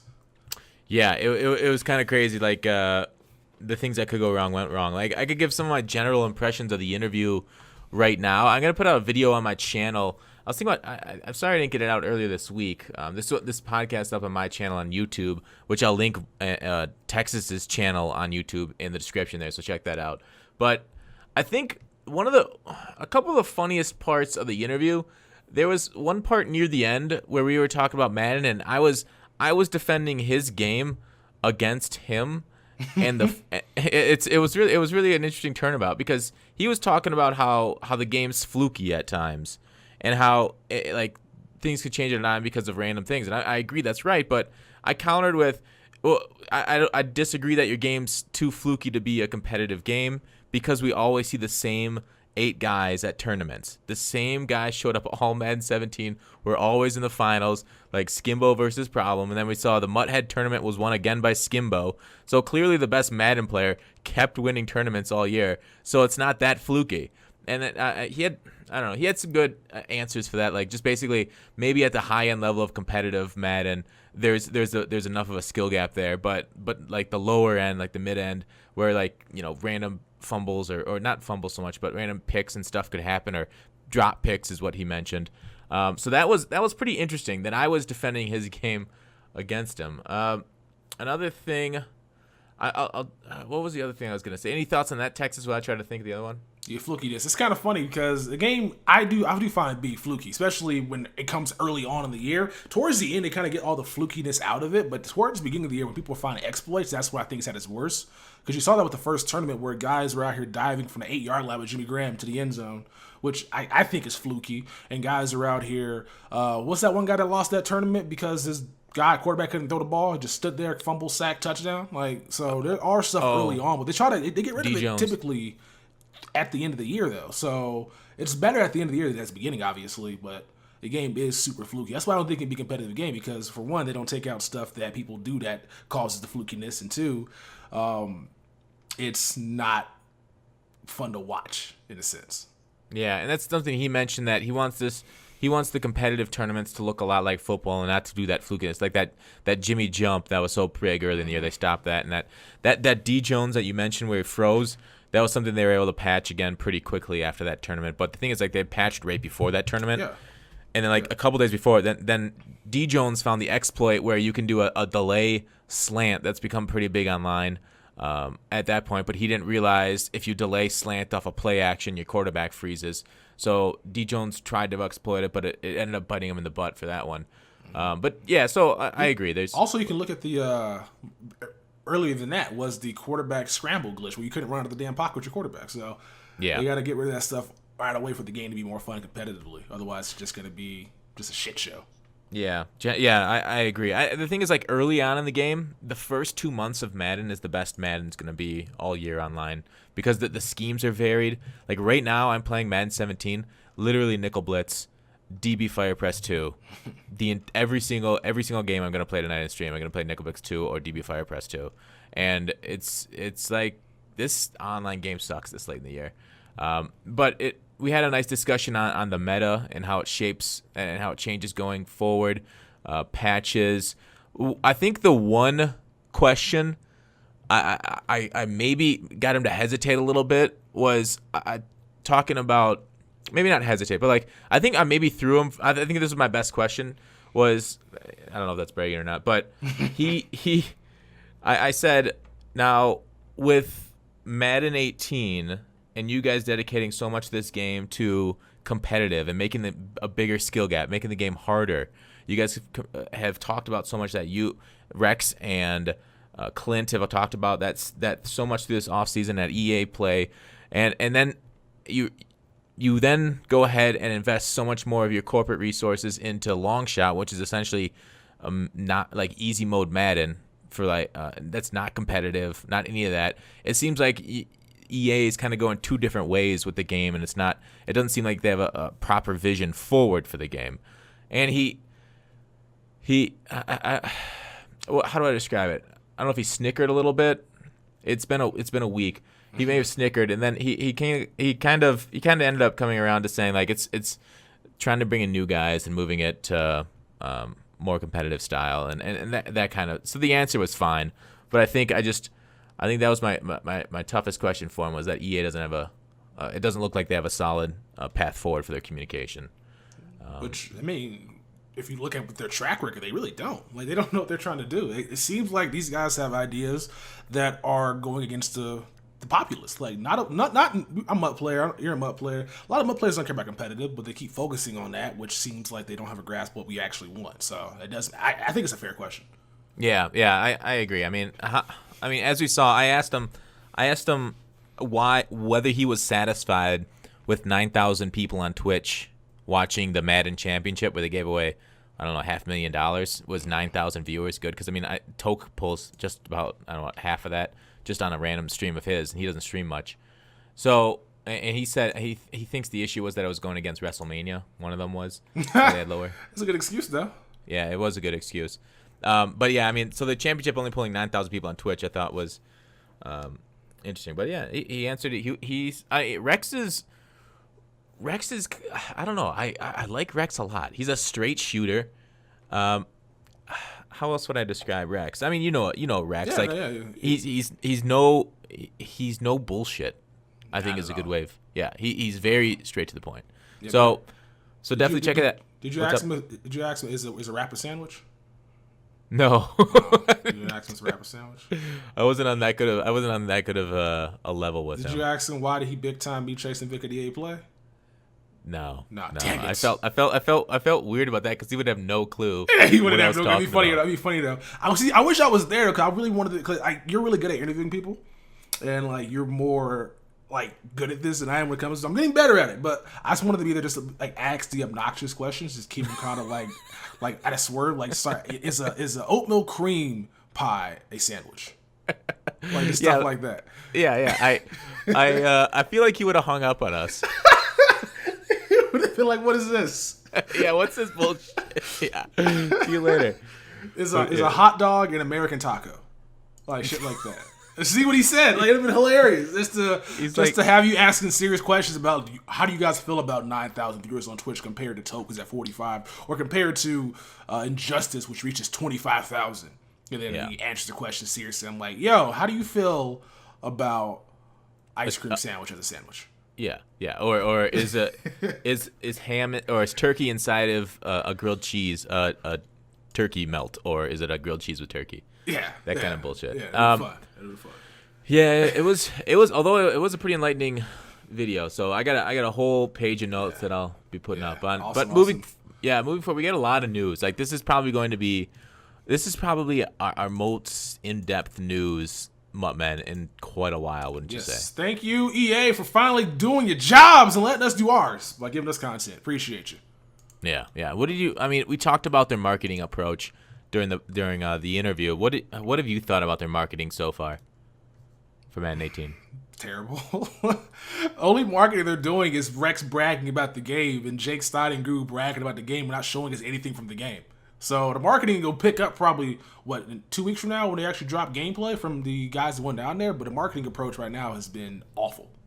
Yeah, it should be about 1 week from when we launch this podcast, when we first gameplay we'll see, which is 1 week before the game actually launches, right? So the 17th. So this will drop the 3rd. The gameplay is going to drop the 10th. The EA Access is going live the 17th. That's crazy. Yeah, it's so close. About time. And I'm really looking forward to 16 days, man. 16 friggin' days. And here's the thing, like they're focusing so much on long shot, which is their strategy. Which I mean, it's their strategy. It's whatever. They're moving forward with it. You can't hate them for having a business plan. But like, when maybe I'm too close to it, I'm not hearing a lot about long shot. Well, because I feel like all we hear about long shots is jokes at this point, because people are just roasting them. It took them 4 years for a 4-hour game mode. Yeah. Like, I think that's probably, like, they mention it, they know it's there, and I think they see the community's reaction to it, so they're like, you know what, we're not going to be putting much out about this. It's because they can't show any more. They can't show gameplay from it because, I mean, well, they could, but it's all game engine stuff that we already complained about. It's not going to be actual, like, gameplay. Yeah, so I think they're just kind of holding back on that. I agree. And I don't know. Like, so I don't hate that they're changing their marketing. Like, I like that they're changing it up instead of doing the random stuff. I mean, we still do see that rookie reveal stuff. We've seen that every year. So that's the same old marketing. I mean, like, does Madden, is its marketing good enough for them? What else can it do? Like, we saw FIFA's marketing today. This is Tuesday when we're recording, Tuesday night. We saw it with, like, a stream reveal and, like, they're showing some of the pack animations off and some stuff cool like that. But, like, what does that do to help sell games? Like, isn't Madden going to sell just by word of mouth and how good it is, how well it's reviewed? It's gonna sell. I mean, all the MUT guys buy the game can play MUT again, so that's kind of their biggest audience. So I can see why they don't show as much, because we're gonna buy the game regardless. But just looking at it from, I don't see any commercials on TV like hyping this game. I watch ESPN, I watch Le Batard show, I watch Bomani. I haven't seen the Madden show on ESPN. Maybe I'm missing it, but I just feel like the marketing is just on Twitter, and that's a small minority of the audience. Well, not just on Twitter, but, like, I mean, when they get these YouTubers and what they call the influencers out there. All right, so and they said that's kind of that they're switched to their advertising as to these influencers. Mm-hmm. I mean, Toke, when he puts out a Madden 18 video, I think his Madden 18 gameplay video is probably going to get 1 million views. Mm-hmm. I think straight up, and all the other guys, the lesser ones, maybe the one was a smaller, will get still like 200,000 views. So when you compare that to the expense of putting a commercial on ESPN, all they have to do is fly these people down. Like, and they'll record the footage themselves and hype it up themselves. All they have to pay for is travel at EA for that, and then, like, the internet will spread the word for them and the hype for them. Whereas, like, if you pay ESPN, I mean, how much do you think an ESPN spot costs? $100,000-$200,000? I mean, it's a whole nother magnitude, and you're reaching probably similar. I don't know about similar audience. You'll probably reach more people on ESPN than you would on YouTube. I don't know. YouTube, it depends on what's going on. It's kind of dead right now in the summer, so I guess it makes sense maybe some sports to happen for them to advertise. But even like that new trailer that they launched on YouTube that no other YouTuber got exclusive access to, I just, like, why is it just on one platform? Why is it just on one form of social media, or two if you want to count? Like 3: Facebook, Twitter, and YouTube. Like, that's pretty much all it was. That'd be kind of cool. Better certain people to put on an actual TV commercial to maybe get people interested in Madden next year. But hey, I guess they have a different approach, what they think what will work, which is just focus on gameplay with the YouTube, like you said, and then just have us MUT guys keep buying the game anyway without getting any MUT information until the game actually comes out. Yeah, I mean, they're I don't know. Like, I would have to think through it longer and how I would market it, but I think through the influencers is the right move if you're saving money, because, like, they mentioned on a interview, I think, that they're going to be focused more throughout the year, because if you look at the stats for Madden, the most played time for Madden is Super Bowl time. That's when Madden is played the most. It's got the high, because, you know, people have bought it for Christmas, they got it, and then the through Super Bowl is the biggest hype for NFL, and then, like, what, 120 million people are going to watch Super Bowl, so people are playing Madden and looking at it. So I could see where it's worthy to save their funding through Christmas, through the Super Bowl, to pump up Madden. But I don't know. I don't hate that they're not marketing that much, because people are going to buy Madden on launch based on reviews, I think we're in so much of a review culture where I'm not going to go to a movie unless I see it's reviewed highly. And if my friends tell me, hey, this shit is awesome, go to this movie, I'm like, all right, cool. And I hate opening weekends for stuff because it's just a madhouse, and I don't want to wait 3 hours in a line for, like, the big stuff. But do you see our society shifting more towards a review culture, or do you think it's still hype, like, before we even see things. But the thing is, like, Madden, we've seen it for 20, 25 years now. So I don't know. There can't be how much hype in the new Madden can there be versus the whole year round, Tex? That's a good point. I'm not too sure, but I mean, with the new features though, you would think they could do like dedicated series or videos just on the new stuff as opposed to letting the other guys work on it. So there's stuff they can market, the blocking improvements. I know we can talk about that later on. The DB wide receiver mechanic, they can do a lot of stuff like that. So they can easily crank out content. I just don't know why they don't choose to do that, or they just don't in general. And you are right, this is kind of going into a more review culture. If you go on YouTube, bro, you'll see so many people reviewing trailers and reacting to trailers and doing breakdowns, Easter eggs, and stuff like that. So it has gotten to more of that than ever before. Because before, obviously, you just go watch something. It was terrible. It was terrible. It was good. It was good. Now you know what the movie basically is and isn't before you get to the theater, before you buy your ticket. Before the movie actually even comes out, you just know what it is or isn't. Yeah, because people review it ahead of time and stuff. Yeah. And with this review culture, like, okay, so I would say the biggest breakout success game of this year is PlayerUnknown's Battlegrounds. It's crazy, the Twitch numbers, everything going on, like the amount of people playing, and that's all based off just like word of mouth. Like, there's no advertising out there. I didn't see a billboard for that.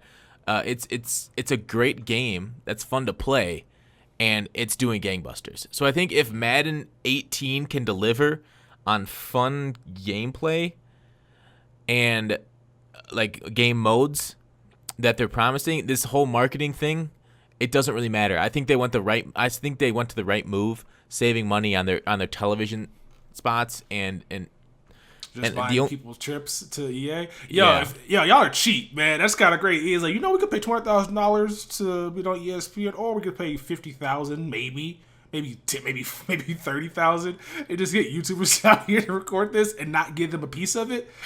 I mean, they get money. That's crazy. But the thing is, like, the 30 seconds on ESPN's gone like that, whereas these YouTube videos live on forever. I know, but they kind of got their thing right with ESPN though, because they keep putting guys on ESPN that aren't legends just on, but they're in the game because they're on ESPN. That's why Willie McGinnis is in the game this year. That's why Marcellus Wiley's in the game, because it's easy promotion. Even with Adam Schefter, they just got somebody off ESPN so they can always have that mention on ESPN. True, and I mean, like, that's probably also because they're easier to contact, and they'll probably maybe they just took EA's check where the other guys didn't want any part of it. Mm-hmm. So we'll see how it plays out from me. And I'm really hoping myself that their marketing pays off. And I mean, like, you got to take some, like, I don't know how much money they spent on NBA Live, but oh yeah, you're right. That went into it. A lot of money's going over there to that trash can. Yeah. So, and I did talk to Rex and I asked him about that. That was another question I thought was pretty good. I asked him if our MUT dollars paid for that NBA party that they had at EA Play. The answer is obviously yes. What did he say? He had a good chuckle at that one. He liked that joke, and he said, "No, that was a marketing and communication budget right there." I'm like, "Oh, okay." So where's that budget come from though? From Madden. So yeah, clearly. And I mean, he talked about sharing of resources with some of the Madden developers helping on NBA Live, and I was like, so, how did I phrase it? I phrased it so basically, less people worked on Madden this year, and more people worked on NBA Live. He said, no. He said it was a sharing of resources and knowledge. And I'm like, oh, that's corporate speak for they just worked on NBA Live and not Madden. He just had a laugh and we moved on. So try to see through his corporate. You almost trapped him, bro. Almost boxed him in. He's like, nah, you move that box out of the way. He's like, nah, I didn't say that. Stop putting words in my mouth, man. Exactly. Trying to get me in trouble out here? That's great. Okay. The thing is, like, Rex can't really get in trouble. He can only get people in trouble because he's like the lead. I mean, the person that could get him in trouble, obviously, is like Andrew. Was it Johnson? Who's the CEO? Andrew. I don't know. It's not Andrew Lincoln, the guy who's on Walking Dead. I think it's. I should know the CEO's name, but anyways, moving on. Let's get on to the Madden mechanics and the blogs and stuff like that. Gotcha.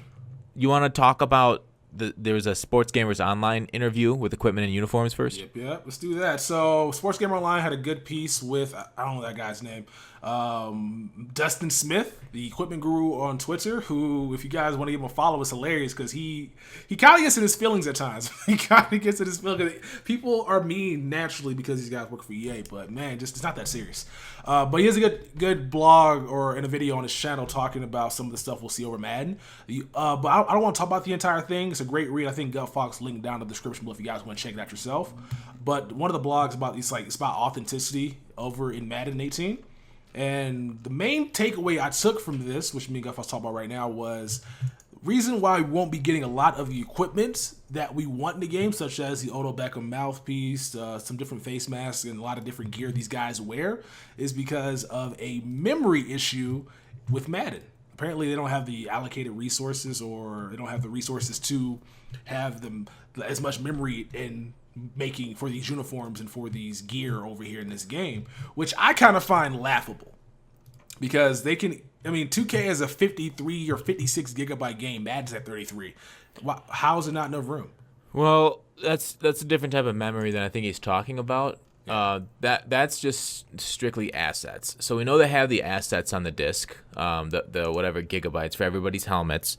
But I think what they're worried about, and I don't know, and still I don't know if I buy it, is they don't have the RAM to do it or the CPU. Like they don't have the. I'm not the greatest computer guy. The active memory, I guess I'd call it, the active juice in the machine, the Xbox One, in order to display all those different types of helmets on players. I don't know if I really buy that because it's just art assets. And why couldn't you link certain art assets? I mean, it's not like helmets are, I don't know, like Brave's hair. That one girl's from Brave. It's not like that hair. It's not like it's super complex, the way it moves, the way it waves and whatnot. So I'm right there with you, Tex. I think it just doesn't make much sense because I know it may be different aspects though, but they can easily add more memory if it's just like a memory issue within the game. They can make it more gigs. I don't think people complain about the game being that big. No, it's not the game. It's about the Xbox. You know, like the Xbox not having enough memory. Xbox not having enough memory, but the PS4 Pro K should have enough memory. I don't. It just doesn't make much sense.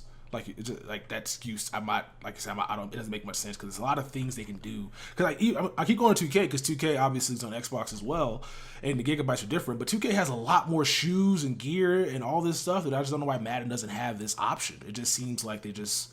It is an excuse. Yeah, it's an excuse that just doesn't make sense. Yeah, but they're hoping that excuse people just won't pick up on it. But people did pick up on it because the guy was getting mad. And then he cited budget too. Is the reason why the memory is why they probably can't do as much because with the memory because of the budget. And I mean, you only have so many developers, and so that's going to take a developer's time to get all those things to work out for a Pro Bowl, AFC, NFC. So that could also that I believe more than anything else is that they just don't have the resources on their end because they spent so money on long shot and NBA Live this year. They wouldn't be able to get something like that into 18. It's kind of I would put that as a low priority issue for a game. Yeah. There's also not going to be any customizable uniforms, at least in CFM, which is probably going to transfer over to MUT squads. So you're probably not going to be able to create your own uniform, which again 2K has. Why does 2K have this and Madden doesn't? Madden makes more money than 2K. All right.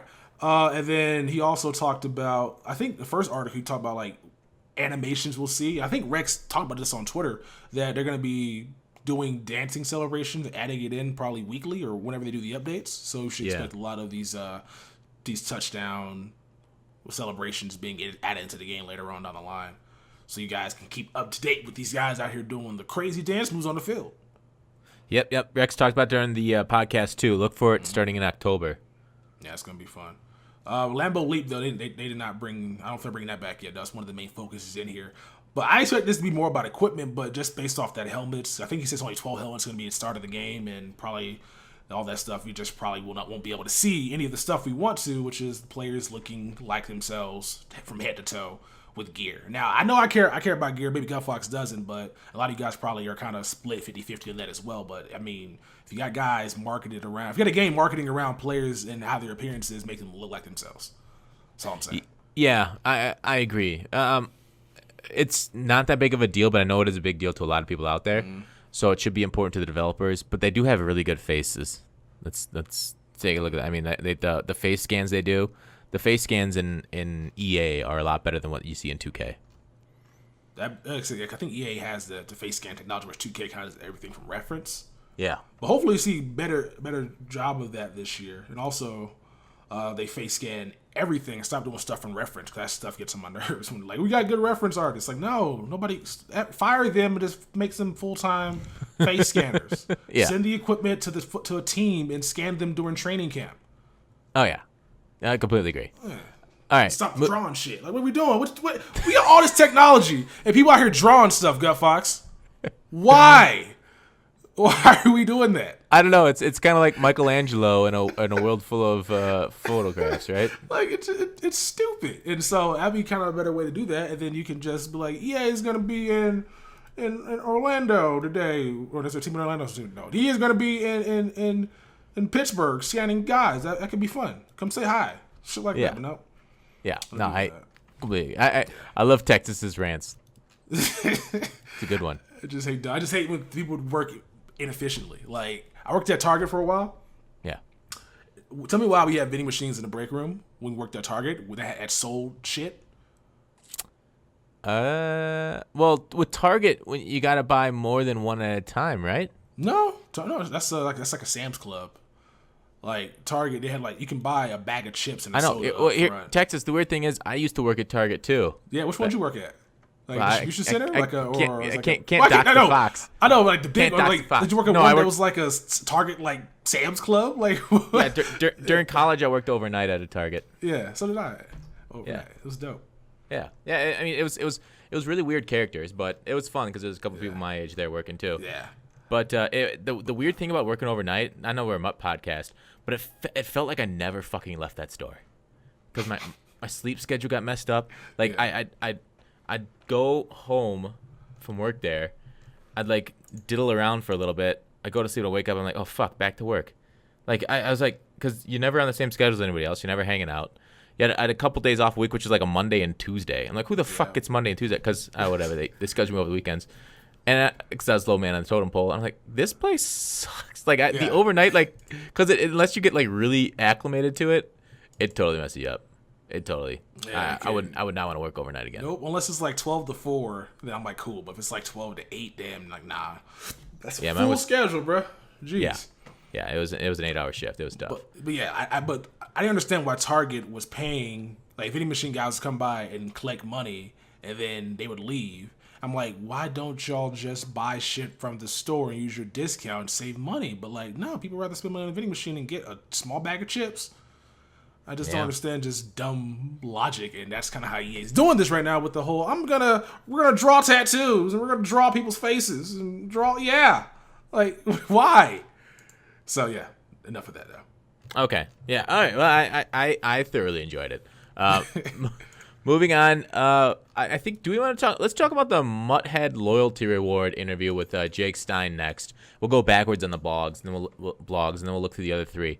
So. Jake Stein did a loyalty interview on Mutthead. It's another one that I'm going to link. I got to make sure to remember this. Copy link address to put it in the description. Link.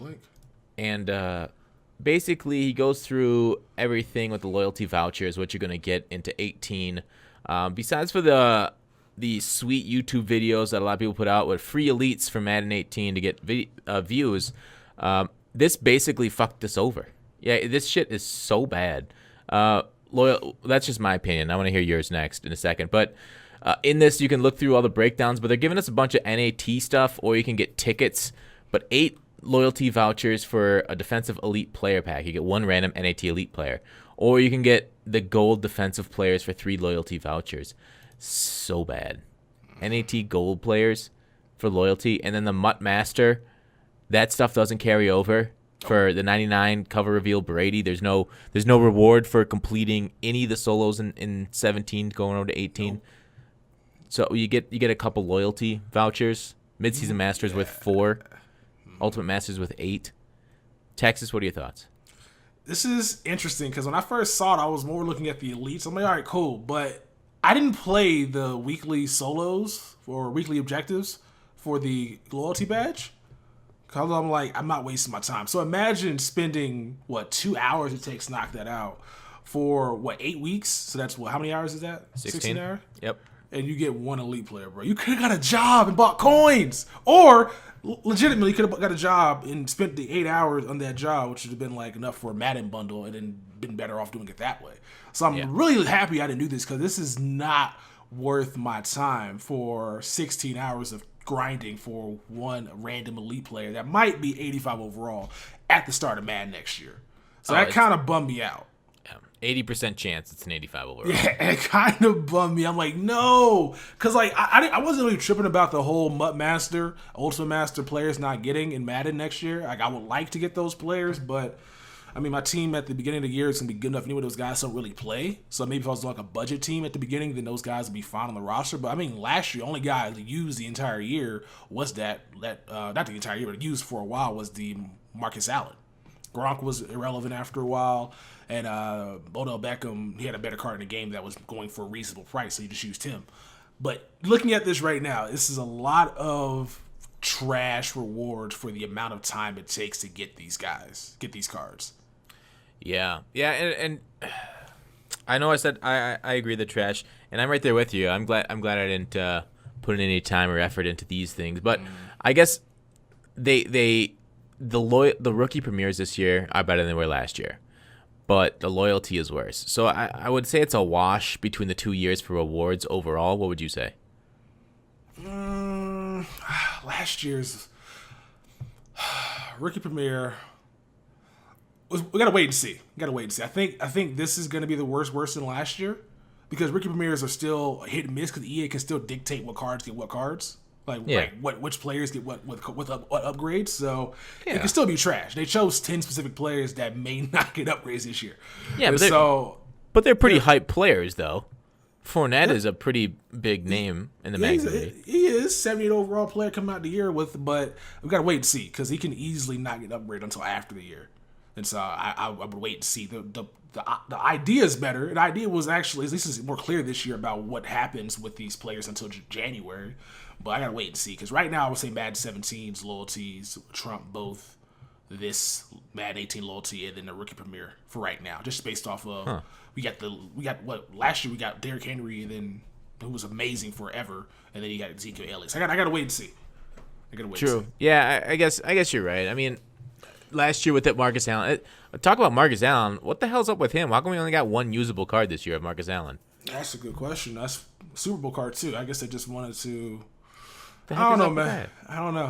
Funny thing about it too, he was one of like the few cards with the 90 speed, looseness, and trucking combination in the game too. Yeah.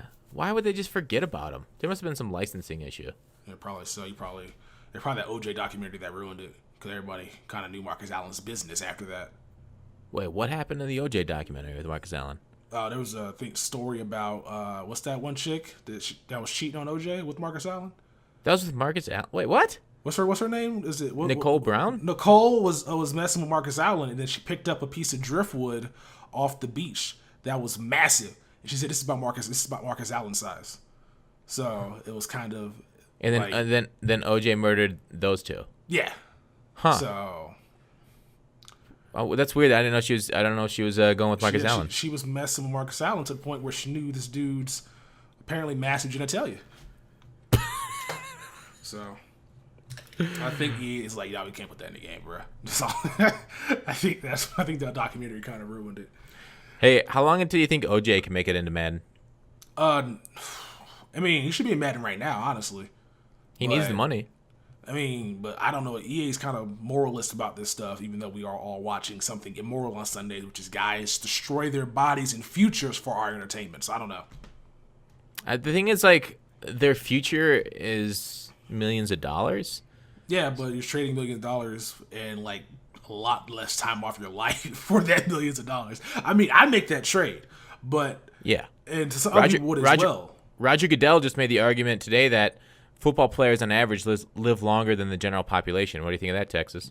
Roger Goodell also said smoking is more hazardous for NFL players than playing football. So they're taking opioids. So he's kind of doesn't know what he's talking about. Yeah, Roger Goodell, he really came out and said playing football is healthier than not playing football. What is he talking about? Well, I will just say, fit men live longer than the fat. Okay, Yeah, soccer players live longer. Yeah. Basketball players live longer. Football players where you're clanking heads and really? Why is he commissioner? He's so dumb. You got to protect the shield. You can't say that though. Like, it's not factual. Wait, what? No, I mean, he wouldn't say it if it wasn't factual. Football players live longer than the average population. Is he saying quarterbacks live longer? No, he said football players, period. What? He must be talking about quarterback. He's talking about football. He's talking about kickers and punters and quarterbacks? Is that the subdivision he's talking about? There's no way linemen live longer than regular people. What, like, you talking about, like, poor people? That what you talking about? Football players? The population in general, yeah. He's rich and poor. He's such a liar, bro. I want to fight that bad. That doesn't make any sense. It's not. We all know football takes years off your life. There's no way. Yeah, I mean, there's a ton of stories that show, and the brain damage is something that is quite tragic. But I guess if that's an actual fact, I mean, it's hard to refute the fact that you're gonna live longer if you're a millionaire athlete. Yeah, that's possible. But I mean, it's kind of like that old thing with like Achilles. Would you rather live for 200 years and being unknown after you die, or would you rather die in battle gloriously and live a good short life? I mean, live 200 years. Yeah, like you'd rather go. I don't personally, but I'm not trying to die in a fight. Like, I don't want to die at 23. Being known, but what if you're known as the greatest warrior of all time after that? I can tell stories about being the greatest warrior of all time. Everybody be dead 100 years later. So that's a fair point. I made up the 200 years. Okay, you can live to age 100, or you can die at age 26. Would you rather be Tupac or who's an old person right now? Or is Rodney Dangerfield Morgan still alive? Freeman? I don't think so. Morgan Freeman? Yeah, or like I don't know. Yeah, Tupac or who's an old artist? Bob Dylan. All the rock stars die young though, so I don't even know. Like Bon Jovi, is he old? Yeah, Bon Jovi. Would you rather be Bon Jovi or Tupac? Probably Bon Jovi. Longevity. Me too, actually. I don't want to die young, man. I do want to die when I'm 50 years old. The thing is, Bon Jovi has both though. He was also like an international superstar. I know, but I feel like Tupac's a bigger name than Bon Jovi. I'm probably wrong about that. Yeah, but I guess the thing is, Bon Jovi is still a huge name. Like, it's somebody who's never made it. We'd have to know somebody who never made it. Somebody's never made it. That's just been like, yeah. We gotta come back on that then. Yeah. Anyways, all right. Moving back to MUT as we get off track again. Loyalty vouchers. I think we can agree that it's both pretty. Both of us really hate it. What would you recommend people do? So let's say you worked on MUT Master and all this. So you have 14 collectibles, plus you did 8 weeks of this. You have 22. What would you spend your tickets on if you had your vouchers on if you had them? Like, what would be the best thing? These are all going to be non-repeatable, by the way. So you're looking to get one elite player, one defensive elite player, then obviously one offensive goal player pack and one defensive goal player pack. So it's almost 1 and 1.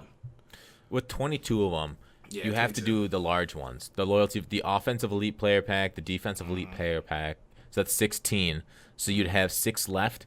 I would go ahead and shoot for, goddamn.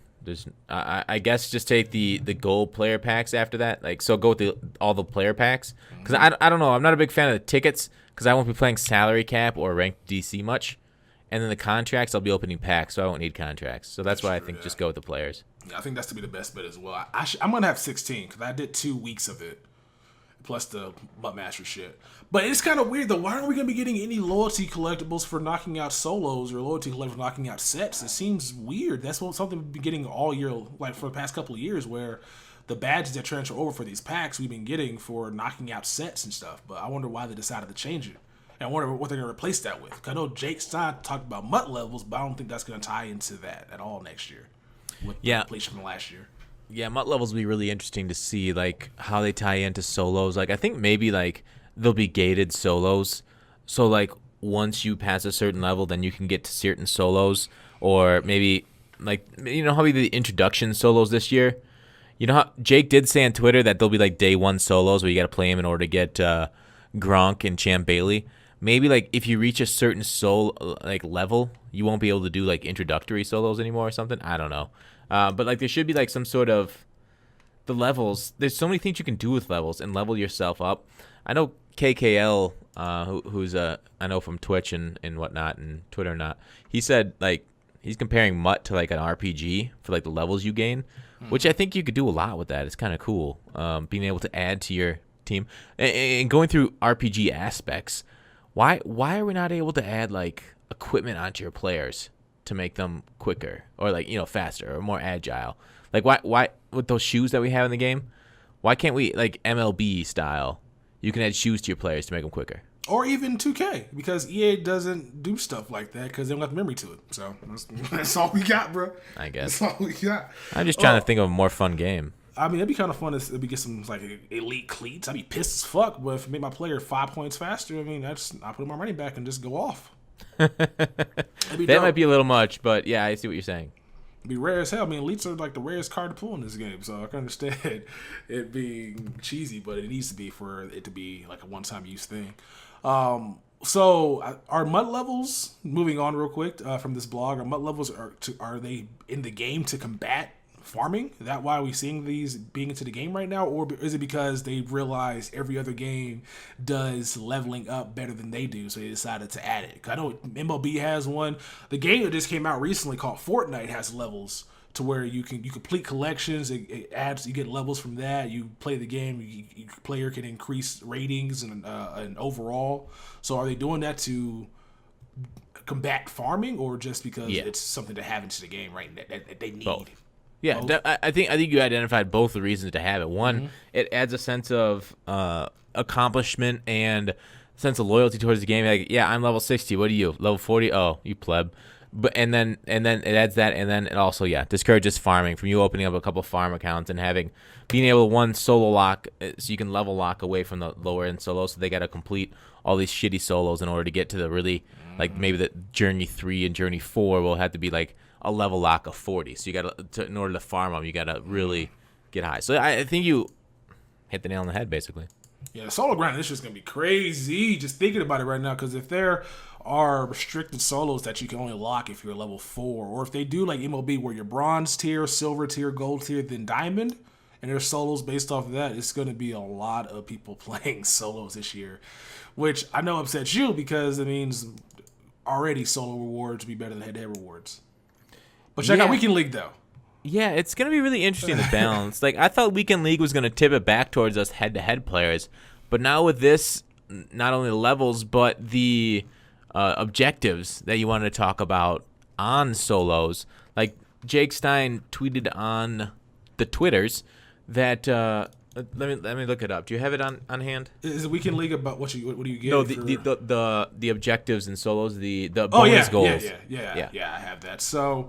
apparently, in Madden next year, they're taking another thing from some other games. This is a big thing in Fortnite right now, to where if you complete a goal inside the mission that you're already doing, you get extra bonus points towards the chest, which gives you loot for the game you can use. So what they're doing next year is tons of bonus goals when playing solos this year, but make sure you do it before exiting. Can't go back and retry. If you beat a solo and didn't complete the bonus goal and exit out, you can't go back and get the bonus goal later. So what the bonus goal is, basically, the example he gave was, in the game, you got to win, but to get extra coins or extra whatever the hell it is, maybe extra MUT level status, you have to throw a touchdown pass to X receiver. You do that, you complete the solo, then you leave, and you get the credit for completing the bonus goal. It's pretty cool.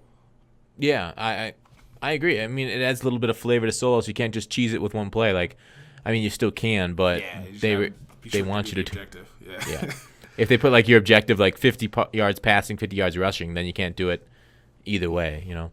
But it's I don't know. I do like that they're changing things up. I mean, I think, in my opinion, change is a good thing. What about you? Would you like it consistent, or you would like more changes like this, Texas? I like good changes. So if it's a good change like this, I'm for it. Like, I don't like when they change the borders on cards all to the same for just 4 tiers. Like, why?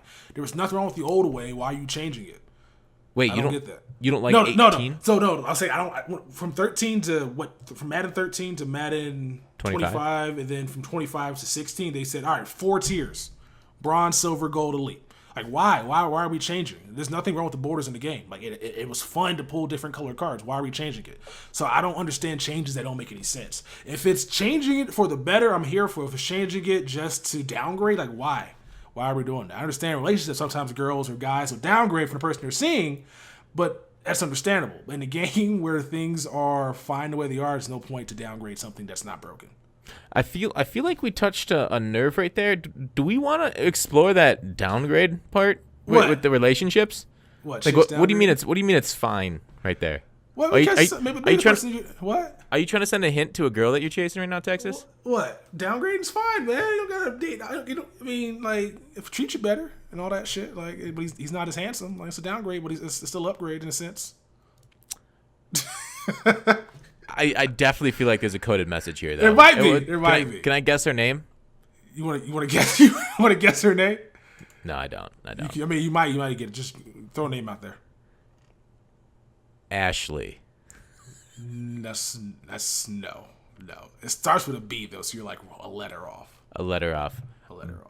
Bashley. Bingo, right in the nose. Nice. Well, Bashley. I hope you go with Texas because he's a good guy. Take my word for it. Yes. I wouldn't lie. Look at that. It's the internet. I'm gonna clip that right quick for her and then send it over to her. Good. And then we're gonna make this work. Nice. Send you a wedding card in a month. All right. I'm excited. Make it an e-invite so that way I can get it. Gotcha. All right. Madden mechanics coaching adjustments. Last thing for you. Go on. Bonus goals are exclusive to solo challenges, guys. So head-to-head guys, unfortunately, you won't be able to have anything in bonus goals and head-to-head, but you'll have objectives, obviously, and also weekend league. So I guess that's probably a better trade-off. Well, I suggested this a while back. I don't know how long ago it was now, but for like to have like treasure goblins, kind of like Diablo. They have like certain treasure goblins that come up. This is kind of like it. That like it appears on the screen. You're like, oh shit, I gotta kill the goblin because he's gonna drop a sweet bunch of loot. So having something like these goals in like a head-to-head game, that would be kind of cool if it just comes up randomly during like a regular season game, where like a treasure goblin drops. You're like, oh shit, if I pass for over 300 yards this game, I get 10,000 coins. I don't know. I just think it'd be kind of cool for like it randomly to happen to you. That'd be kind of awesome to see. Just something. That would be dope. I would like that. Just random things in the game, so that way you can keep people interested in playing. And if it happens randomly, and obviously like the rarer it is, or the harder it is, the more coins you get, I think people will be more receptive to that. Yeah, I definitely agree. All right, so moving on to the blocking mechanics blog. I did a video on this. We know about. Did you? Yeah, I did a video on all the blogs. It's that time of year where you gotta find the Madden 18 content and break it down and tell people how it goes. So my thoughts on this will be kind of small and short because I've already given them. But Texas, I want to hear your thoughts on these things since you're kind of taking the month off until 18. But for the blocking blog, do you have any general impressions, or do you want me to ask you specific questions? With the ID to Mike, I know when you sent the tweet out saying to Jake where he's like the ID to Mike clutch, you said double edge blitz, and he was like ID to Mike's gonna pick it up basically. Yeah. I seen that How? a couple months ago. Yeah. How? I don't know. Because your line shifts that way. That's what the block says. You ID the guy that's coming free, and then your line adjusts. You can't ID two guys. It didn't say you can ID two guys. You can't. Clint said you cannot. So what the man? Listen, I just wish these guys don't respond and say stuff that's not accurate.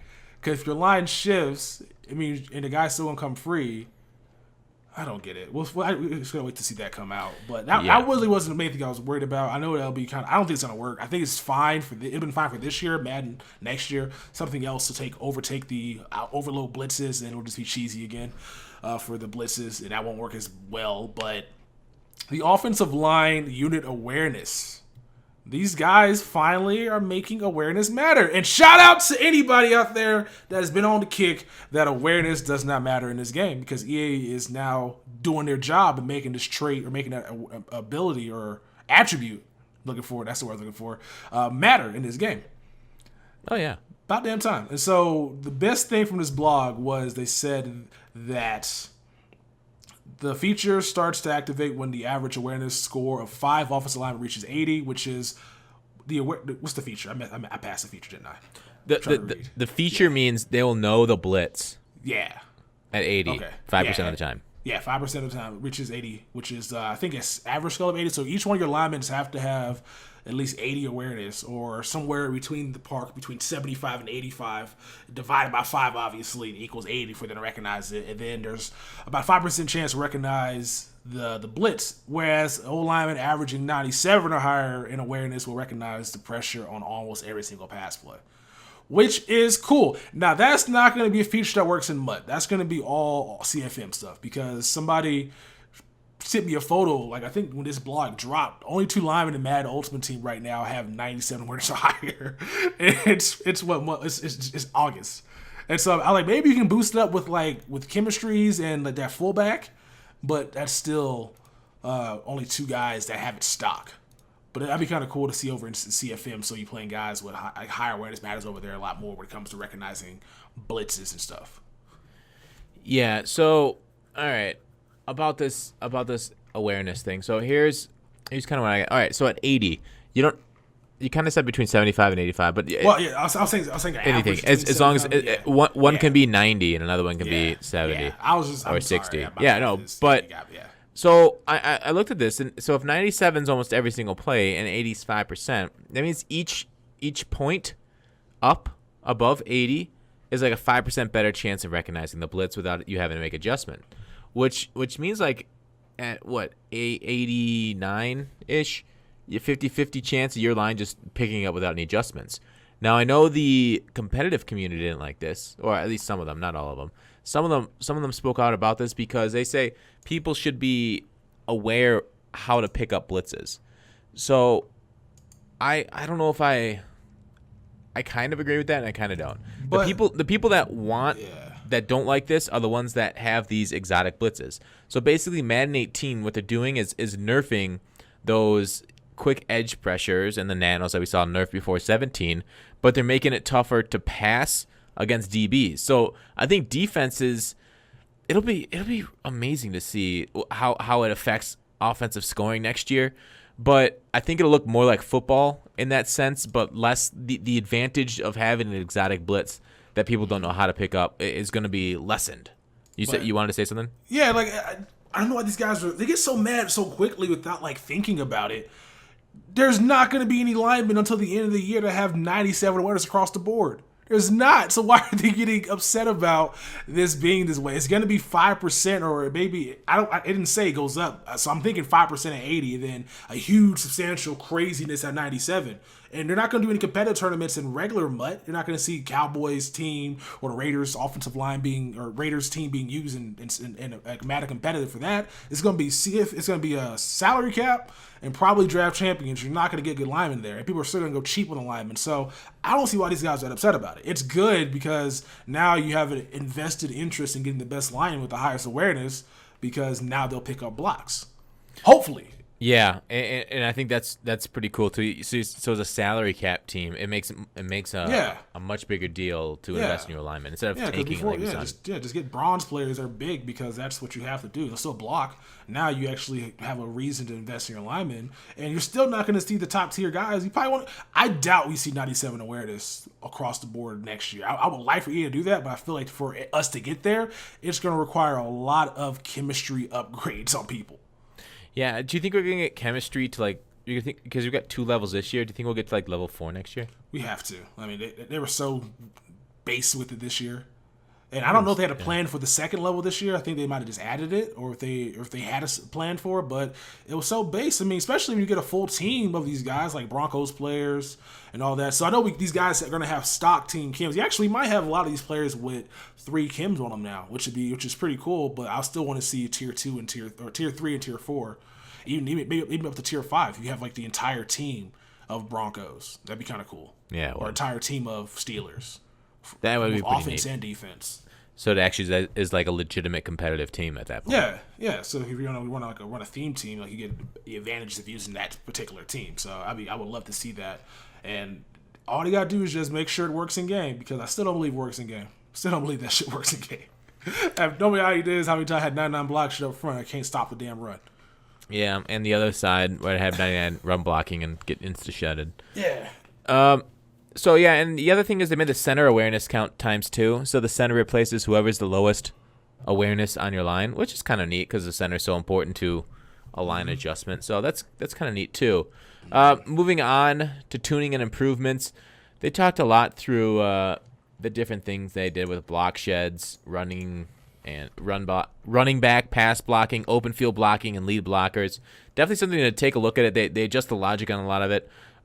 I guess what I'm going to say is I'll believe it when I see it. So they've promised a lot of improvements in blockings over the year and in blocking over the years, and really it's been the worst part of their game. So I really do hope it's been fixed this year. But what are your thoughts, Texas?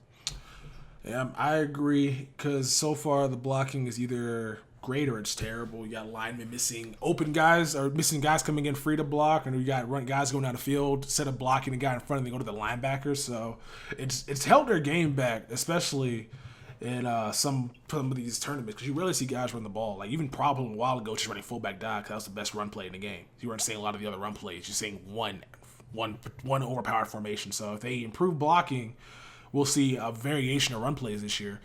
Hopefully, we'll probably still see the same 7 plays people run mostly, but hopefully we see the entire playbook being utilized based off the improvements to this skill, or improvement to this blocking in the game. Yeah, Texas, I think you're really a dreamer. I guess I would call you.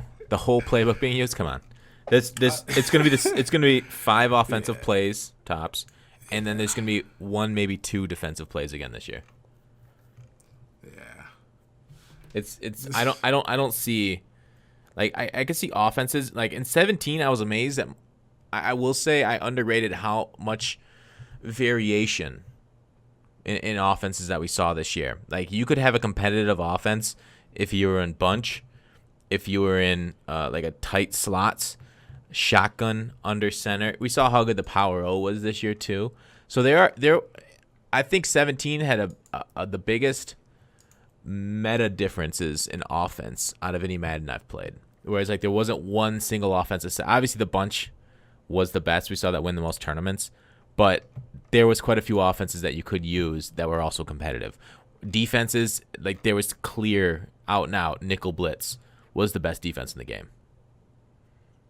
So I would assume something similar next year unless we see, because what I'm worried about, I think nickel's going to be the move next year also, because this run modifier where they say if it's what they call a weak box, if there's a dime, a dollar, or like a quarters defense, you're going to get a lot more. You're going to get a bonus to knocking people over in the run game. So I don't think that will be as popular, but I think the nickel doesn't suffer from that. So I think we're going to see a lot of nickel next year too. That's going to be the second thing I test him at next year. Because they say that every year, and it never happens. Oh, you can't use this as a viable defensive stopper. In the beginning of this year, you know what people did? When the run pass glitch, they realized, you know what? I can send quarters the entire game. well, here's the thing, Texas. I know at the beginning of the year, quarters was actually pretty damn terrible against the run. You know, when the stretch and the counter was doing so well. Yeah. Then they tuned it, and because they tuned it, they did make the quarters and the dollar be much better against the run than when it started. But it shouldn't be, though. Like, it's 3 linemen and 8 defensive backs, and they're like, I'm over here trying to run draw plays and get hit in the backfield. I'm like, what? Like, stop, EA. Like, can you stop with this? It doesn't make any sense. I got dude. So this is why this game makes me so mad. All right, this is why hopefully the blocking is improved. This is an example that I had on stream. I just stopped streaming. I couldn't stream off, went to sleep. Zach Martin versus Marcus Peters. I couldn't pancake him. He kept running and block shedding and tackling my running back in the backfield. I'm like, what is going on here? So, and I was out of quarters. I'm like, I got a Zach Martin out here who can't block a damn defensive back. It's crazy. I'm like, this shouldn't happen, but hopefully this is true. Because if not, I'm gonna be pissed. Cause that's my biggest pet peeve. I stopped playing CFM games in the past because all my opponents would do was sit out here in quarters man press and just run man coverage across the board and then sack me with one person. Really? It's stupid. So yeah. Yeah, so stupid. All right, moving on. So we'll hopefully the weight and all the strength and stuff that they promise will be the difference next year. All right, moving on to the coaching adjustments blog. We got a couple more left.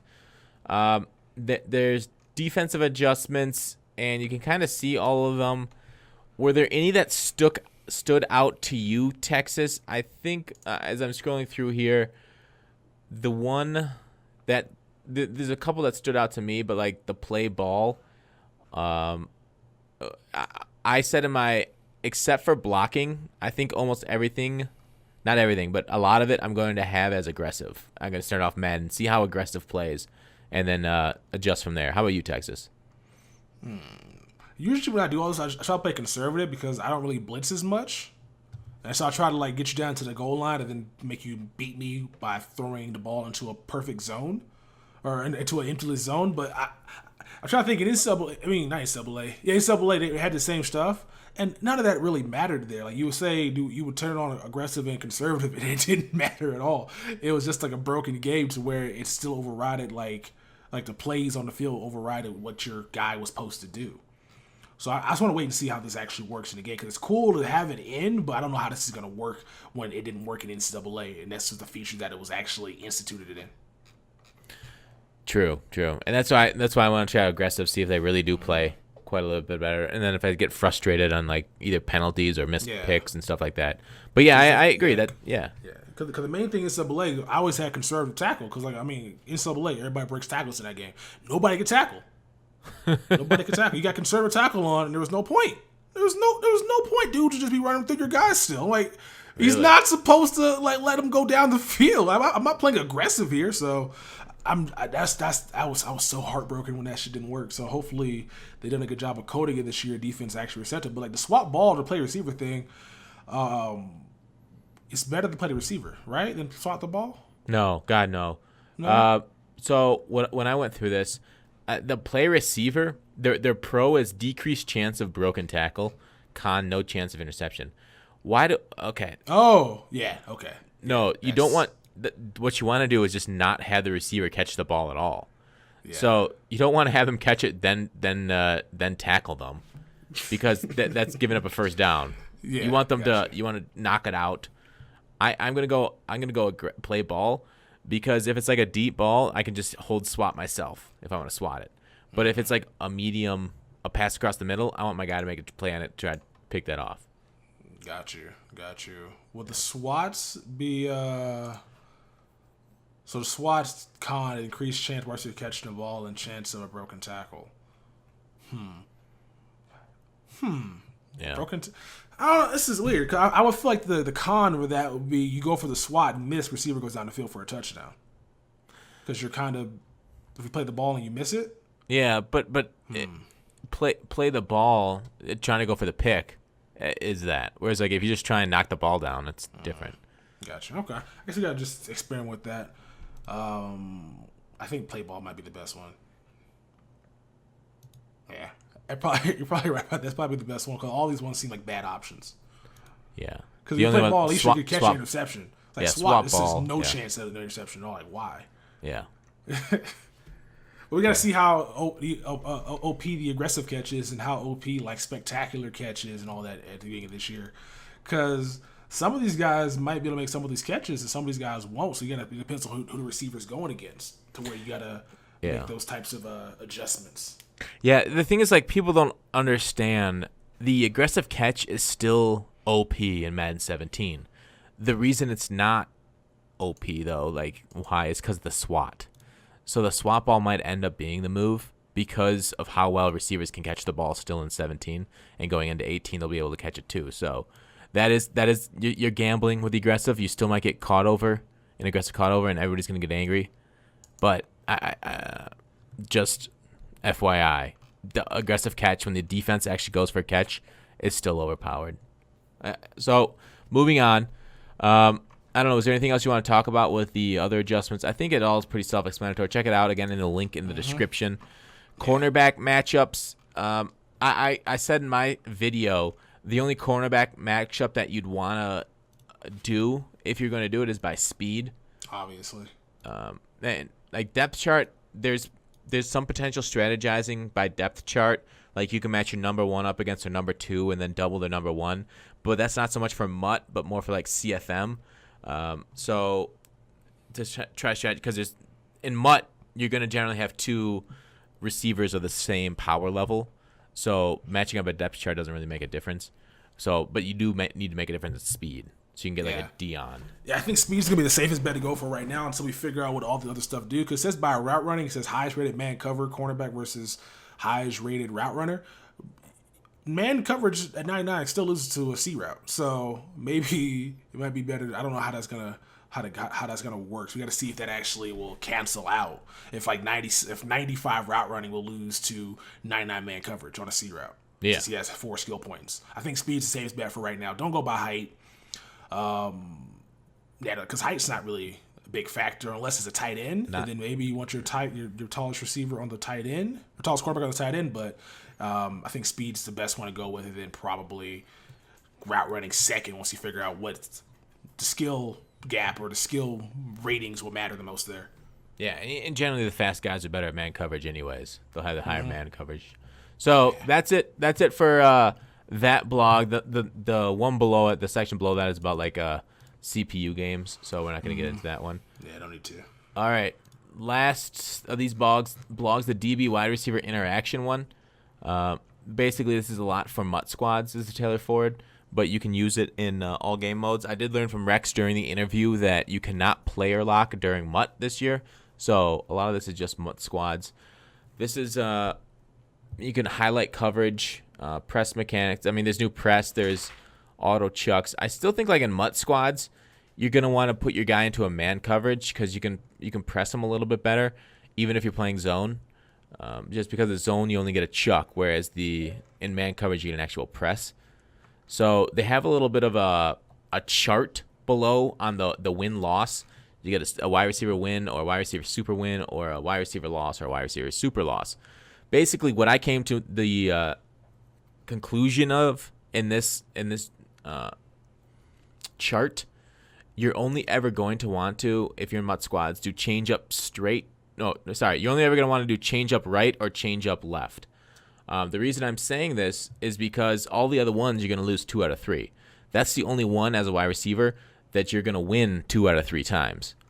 So, and then what's going to happen as a DB, in order to respond to that meta, you're only ever going to want to DB press right or DB press left.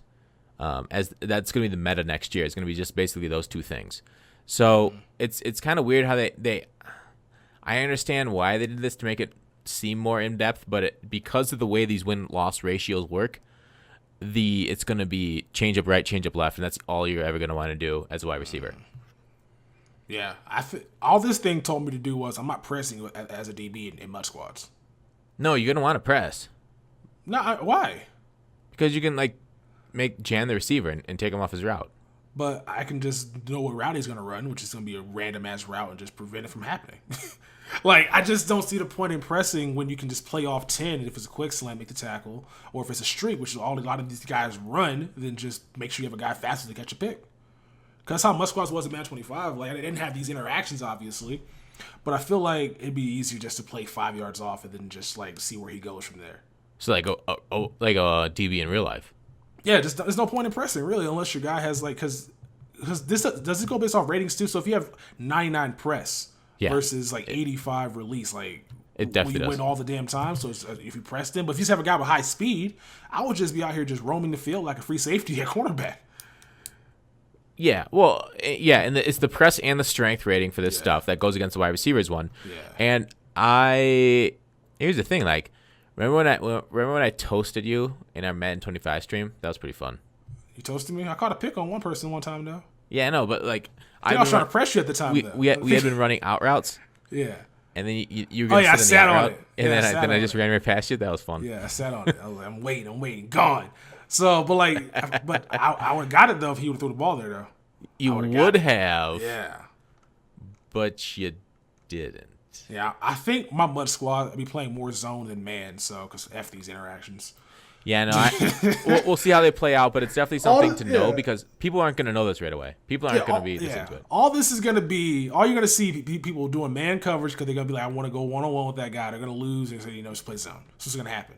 It's why play man and get exposed and get put on the island by yourself and then run man blitzes and stuff and then try to force pressure on the quarterback to just lose to a quick slant.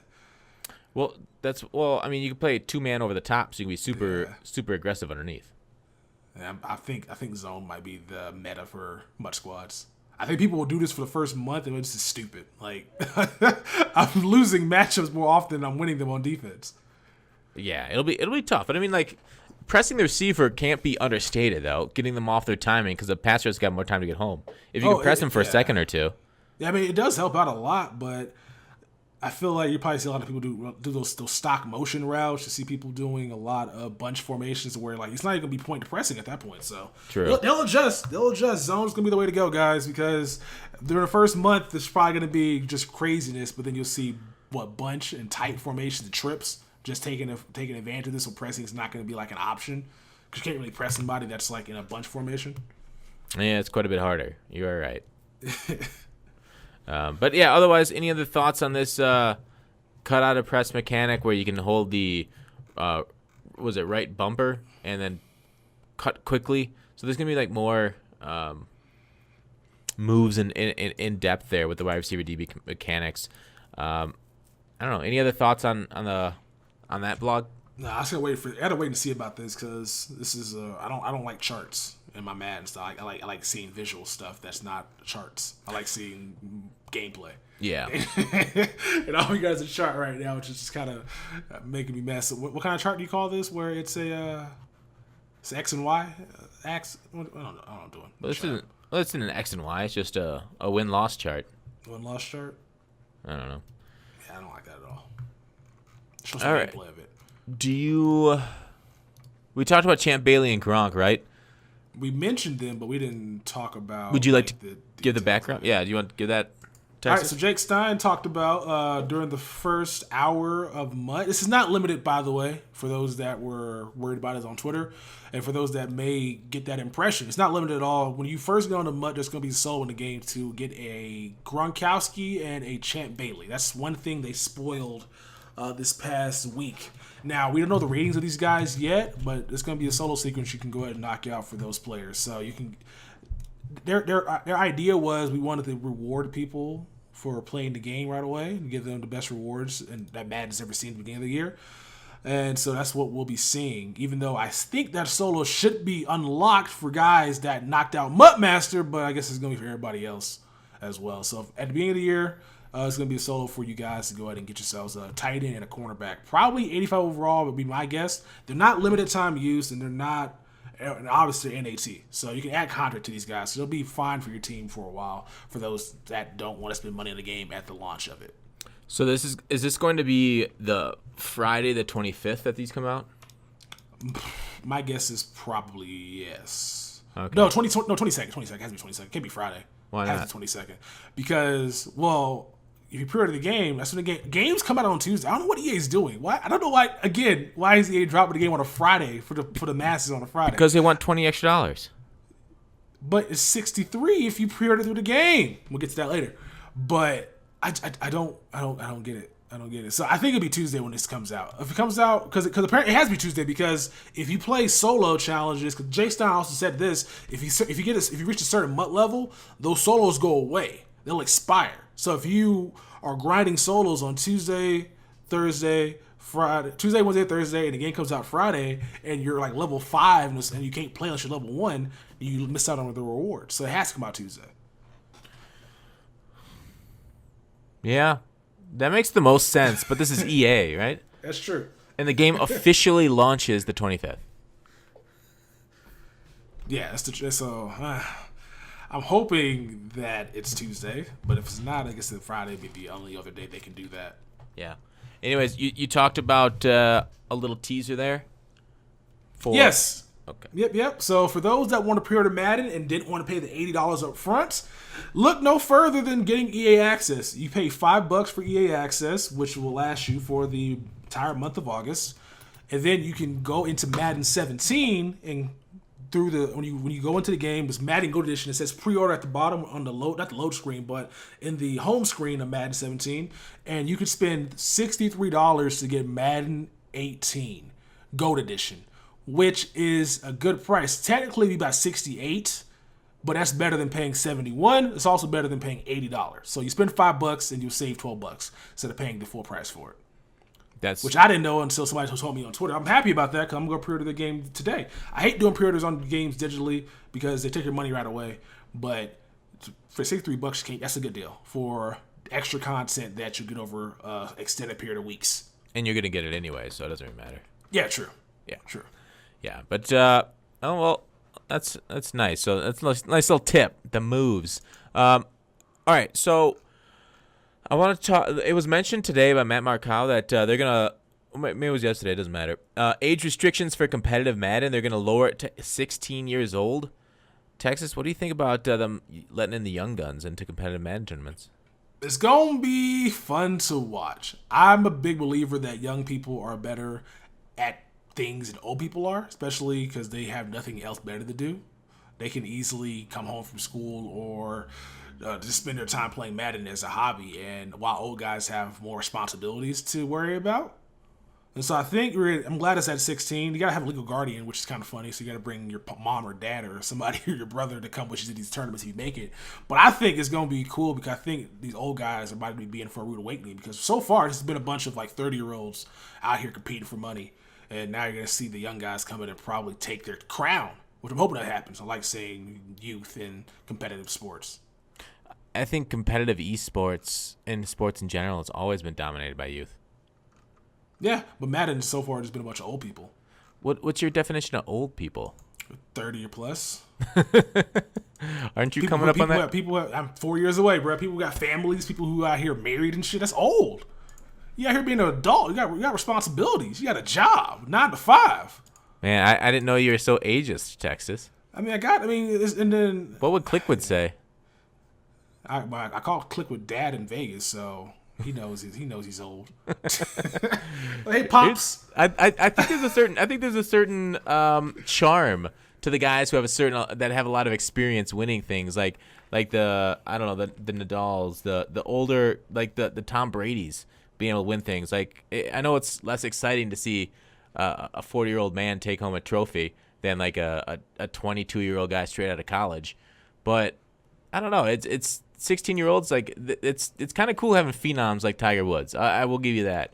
But yeah, I'm here for Bryce Harper. I'm here for Giancarlo Stanton. I'm here for Mike Trout. I don't give a damn about respect the game, guys. F out of here, old person. More fun, more better. I feel like you're big at a straw man there about all old people being about respecting the game. A lot of when you get older, you get more conservative. I know a lot of old people that I used to work with that used to they love Snoop Dogg's like Doggy Style, like the album. Who doesn't love Doggy Style? Gotcha. Yeah, true. But then they also have like these weird like conservative opinions about like politics and life and shit. I'm like, oh, you're old. You used to be like that. So I feel like the older you get, the more conservative you become. And these young guys are about to come and breathe life into the sport, and they might make the Twitch viewership go up, man. I don't know. Well, I don't know how much we want to get into politics here, and I think it's a bad thing for us to get into because we're gonna get a lot of comments about it, and then we're like, oh, sucked in this fucking conversation. Yeah, but to be fair, there were a lot of young male Trump supporters this time around, so it's not just conservatism. It runs through all age groups. What white male? Let's transition from this. I was just saying. You say young male, you gotta add the white in front of it because like black males young supporting Trump. But that's facts. That's not opinions. That's facts. Sorry. I saw the polling. I saw the numbers of people who voted, and that's all we'll talk about today. Okay. That's all we'll talk about today. Okay. Fair enough. So much get mad. That's not true. According to this graphic, this is what. No, that's what's gonna happen. All right, sorry. Yeah, I'll just say there's an exception to every rule. Always. All right. So, about competitive guys. Yeah. So having a 16-year-old win, it would be fun. I mean, Voltrex is like 19, so he just beat the cutoff too. I know. Joel is widely considered one of the best Madden players. He's a Twitch streamer who regularly pulls in like 200 viewers, and he's pretty darn good at the game. So he just turned 18 this year, so he'll be competing too. He couldn't compete last year. I'm sure he's salty about that, but I don't know. Overall, I think it's good to widen the pool of competitive Madden players. Not only does it bring more interest from the youngins into the game of Madden, but also increases the talent pool and competitiveness of it. So hopefully we see a better game. But we'll see more glitches, I'm sure. Anything else on? I don't know. I don't have anything else for this week's podcast, Texas. How about you? I think that's pretty sense. I thought it might go a little longer than that, but about an hour and 20. It's not bad. Yeah, not bad at all. I mean, there was a lot of blogs, a lot of news and stuff. But we kind of flew through the blogs because I mean, they're just are. Yeah, there's not much in blogs. No gameplay. Like, it was no gameplay. There's information we already knew that's going to be in the game. Oh, you already talked about MUT levels. Talked about. I said the thing I sent you. I said them blogs about all this shit. That's what I put. That's all I put.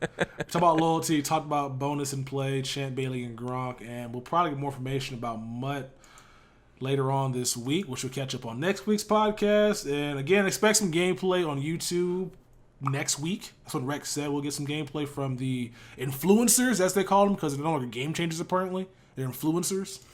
All these damn names. Yeah, I think there's a different thing. I think to be an official game changer, you need that title from AJ down there. But to be an influencer, you just need to go down there and talk to them about the game. So it's a wider net for influencers than game changers. And then what else? I was gonna say something else about. I guess nothing. We'll see next week that the MUT blogs. The MUT blogs will probably even be out tomorrow before this podcast go live, which kind of sucks. Which, if it does, man, we can do a little quick episode on it. Just right and add it at the end of it. Might be the move. Might be it. Yeah. Because it's not gonna go up till Thursday. Spoiler alert, guys. Getting behind the scenes real quick. This doesn't go up until Thursday. We record this on Tuesday. Yeah. So we will, if MUT drops a blog tomorrow, we'll add it to the end of this. And if not, we'll catch you guys next week with that information. Thanks, Texas, for hanging out, dude. Thank you, man. Drop that Rex video ASAP before you forget some more stuff. I will. It's all written down. It's all good. Coolio. Awesome. Talk to you later, Texas. Peace.